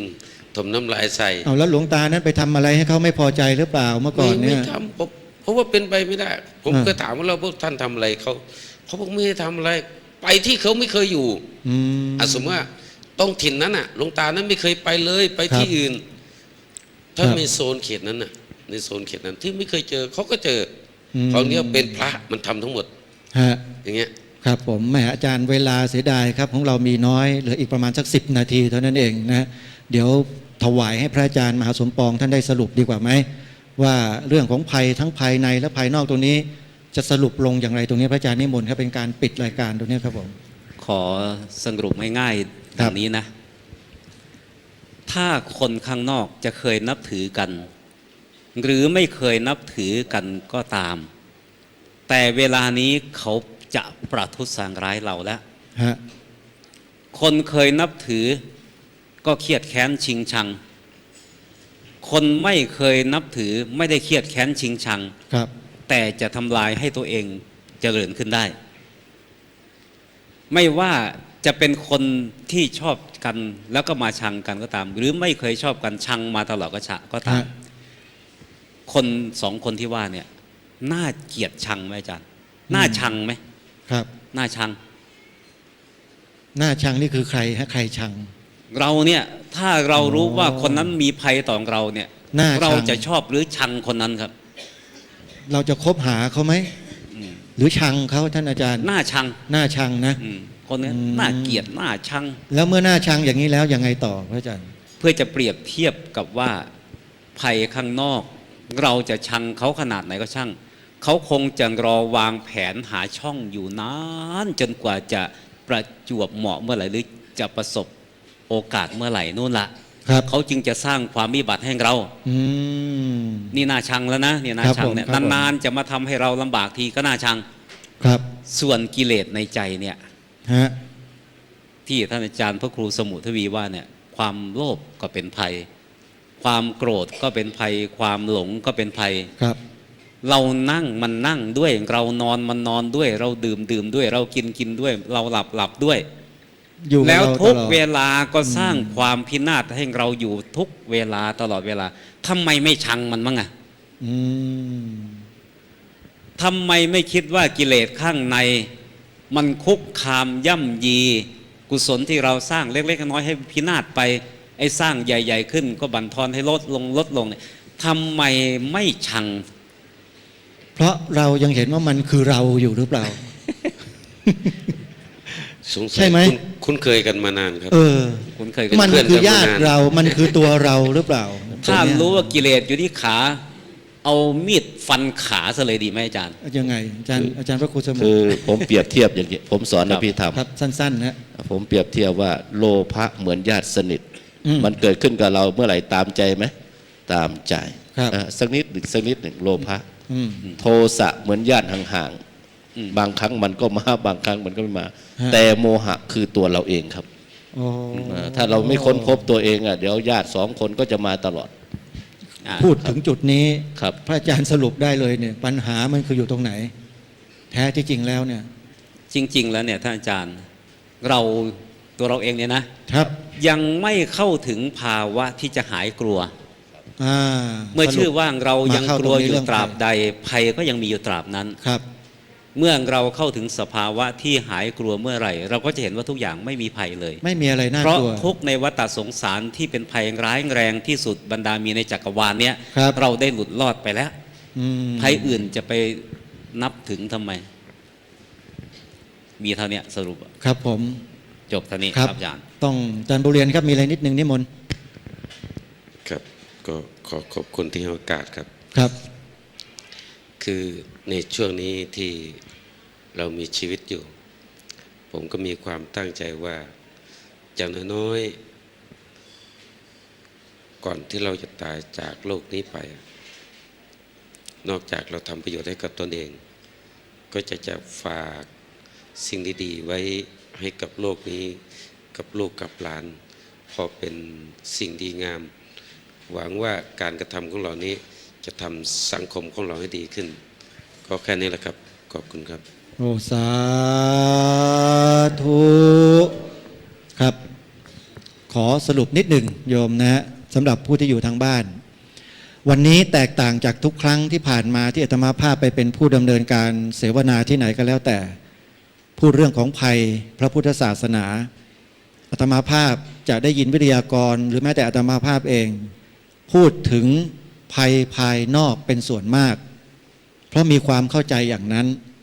แต่วันนี้มาที่นี่พระอาจารย์มหาสมปอง ได้ไขความจริงบางประการที่มันอยู่ในใจของเราเนี่ยให้เห็นชัดเจนเลยว่า ถึงแม้จะมีภัยข้างนอกรุนแรงขนาดไหนก็แล้วแต่ ถ้าเราขจัดภัยภายในตรงนี้ออกได้แล้ว สิ่งใดๆไม่ใช่สิ่งที่น่ากลัวเลย ไม่ใช่เป็นภัยสำหรับตัวเราเอง เพราะฉะนั้นปัญหาสำคัญที่สุดสำหรับชาวพุทธนะ ขจัดภัยออกจากจิตตัวเองคือโลภะโทสะโมหะกันให้ได้ แล้วไม่ต้องกลัวภัยอะไรกันอีกต่อไป และโดยเฉพาะภัยใหญ่ที่สุด วัฏฏะสงสารเวียนว่ายตายเกิด นี่คือภัยที่เกี่ยวเนื่องกับชีวิตของทุกคน ต้องขอฝากตัวนี้ไว้ ส่วนภัยภายนอกทั้งหมด ไม่ว่าจะมาจากไหนอย่างไรก็แล้วแต่นะฮะเดี๋ยวอาตมาภาพ แล้วก็ผู้ที่สนใจอยากจะรู้ติดตามรับชมดีทีวีแล้วจะรู้เองตรงนั้นขออนุโมทนาขอบคุณเจริญพร สาธุเอาละขอเชิญคุณแม่โยมแม่มณพรพิบูลพานุวัฒน์ประธานอุปถายิกาศูนย์วิหารธรรม ถวายบูชาธรรมแก่ท่านอาจารย์ทั้งสามท่านอาจารย์บัวเกรียนท่านอาจารย์พระครูสมุทวี ยื่นมือรับอาจารย์รับกับมือให้โยมได้บุญครับสาธุต่อมาท่านอาจารย์พระครูสมุทวีเกตุธรรมโมสาธุต่อมาท่านอาจารย์พระครูประหลัดนรงฤทธิ์อุปังรักขีโตสาธุต่อมาตัวเองพระมหาสมปองมุทิโต ถวายเลยนะเจ้าภาพก็ถวาย ครับ เจ้าภาพเลยนะครับ พระอาจารย์ครับเพื่อไม่ให้กิจกรรมขาดช่วงนะครับ เดี๋ยวผมจะขอไปทำหน้าที่ ครับ คุมเครื่องตรงนู้นพระอาจารย์นิมนต์เลยนะฮะครับผมขอบคุณครับ ครับศรัทธาญาติโยมทั้งหลาย เดี๋ยวขอโอกาสนิดหนึ่งพระอาจารย์ ครับขอโอกาส โยมถือโอกาสวันนี้นะเดินทางนะมาร่วมงานฉลองศาลาเสมาหรือเสมาศาลาซึ่งท่านพระอาจารย์มหาสมปองท่านก็ได้ทำเป็นที่รองรับผู้มีบุญนะอาตมาภาพเห็นว่าสิ่งสำคัญที่สุดที่จะให้กำลังใจของท่านพระอาจารย์ก็คือการพูดให้กำลังใจก็ยังไม่พอวันนี้อาตมาภาพมาร่วมเป็นเจ้าภาพหนึ่งห้องถวายห้องน้ำ 30,000 บาทโยมสาธุนะสาธุพร้อมกับลูกศิษย์แล้วก็ส่วนปัจจัยการเทศนี้จะไม่รับเหมือนกัน ก็จะมอบถวายเป็นกองทุนในการเผยแผ่ธรรมทางสถานีวิทยุของท่านพระอาจารย์ดำเนินงานเพราะแสงธรรมนั้นจะทำให้เราเกิดความสว่างในจิตใจเมื่อมีความสว่างในจิตใจเราก็สามารถที่จะพ้นภัยในวัฏทุกข์ได้นะฉะนั้นอาตมาภาพก็จะขอร่วมทำบุญถวายกันเทศในวันนี้มอบให้ท่านพระอาจารย์แล้วญาติโยมทุกคนทุกท่านก็ยกมือขึ้นนะแล้วพนมมือสาธุพร้อมกัน3 ครั้งสาธุครับส่วนห้องน้ำค่อยถวายที่หลัง เอาล่ะ พร้อมกับลูกศิษย์ สุดท้ายนี้มีส่วนหนึ่งที่อยากจะบอกศรัทธาสาธุชนในศูนย์วิปัสสนากรรมฐานวิหารธรรมในวันนี้ได้รับความอนุเคราะห์จากสถานีโทรทัศน์ธรรมาธิปไตยสถานีธรรมะของคนไทยได้นำเครือข่ายการถ่ายทอดทีวีไปทั่วโลกมาตั้งการถ่ายทอดกิจกรรมที่แห่งนี้จึงอยากให้โยมเป็นผู้มีส่วนร่วมในการถวายความอุปถัมภ์ดีทีวีนะเพราะว่าอาตมากับโยมแม่ก็จะมีกองทุนเรียกว่ากองทุนจะมอบให้แต่ยังไม่ได้มอบตอนนี้แต่ว่าญาติโยมตอนนี้พร้อมกันอยู่แล้วถ้าจะเอาตอนค่ำกลัวว่าจะสะดุดเห็นโยมถือขันอยู่เมื่อกี้ไปไหนละเอาขันมาตรงนี้ขันใบนี้ณเวลานี้ถวายอุปถัมภ์ดีทีวีดีทีวีเดี๋ยวประกาศประกาศนิดหนึ่งนะโยมนะคือถ้าจะถวายเสียงไม่ดังบุญจะได้น้อยอาจารย์บุญเรียนบัวเรียนใช่ไหมครับบัวเรียนท่านเป็นผู้มีแสงสว่างในธรรมท่านเห็นว่าน่าจะมากกว่า2 สลึงนะโยมนะทำครั้งนี้ท่านทำ 2,000 บาทอาจารย์ลองคิดดูขนาดทำ50 สตางค์ได้ฉันขนมจีนบ่อยๆนี่ทำเท่านี้จะได้ขนาดไหนนะคงจะฉันขนมจีนข้ามภพข้ามชาติพระอาจารย์เขาเรียกว่ารถมีอยู่4 รถโยมทำมารถอัตถรสแล้วที่สำคัญรถที่ประเสริฐมากกว่าอายตนะรถที่เราสัมผัสกันก็คือวิมุตติรถฉะนั้นกับผมก็ขออนุโมทนาพระอาจารย์ ท่านบอกว่าร่วมทำบุญดีทีวีธรรมาธิปไตยสถานีธรรมาธิปไตย 2,000 บาทโยมอนุโมทนาพร้อมกันสาธุคราวนี้คงจะได้สมปรารถนา2 เท่าพระอาจารย์ 2 เท่าเนาะ อ้าวทีนี้กิจกรรมเสร็จแล้ว ใครอยากจะร่วมทำบุญกับดีทีวีมาใส่ขันใบนี้แล้วก็ตอนนี้จะปิดเสียงทางนี้ไว้ แล้วก็จะมอบให้กิจกรรมเด็กที่อยู่ลานด้านหน้าสีมาศาลา ได้แสดงศิลปะพื้นบ้านวงโปงลางโรงเรียนบ้านท่าโสม แล้วก็เจ้าที่ก็นำกล้องไปถ่ายมุมนู้นนะเด็กเขาจะแสดงให้เราได้ยินได้ฟังได้ชม เป็นศิลปะอย่างหนึ่งของพื้นถิ่น ทราบว่าโรงเรียนนี้ไปประกวดระดับประเทศปีที่แล้วได้รองชนะเลิศ ก็คือได้ลำดับที่ 2 มา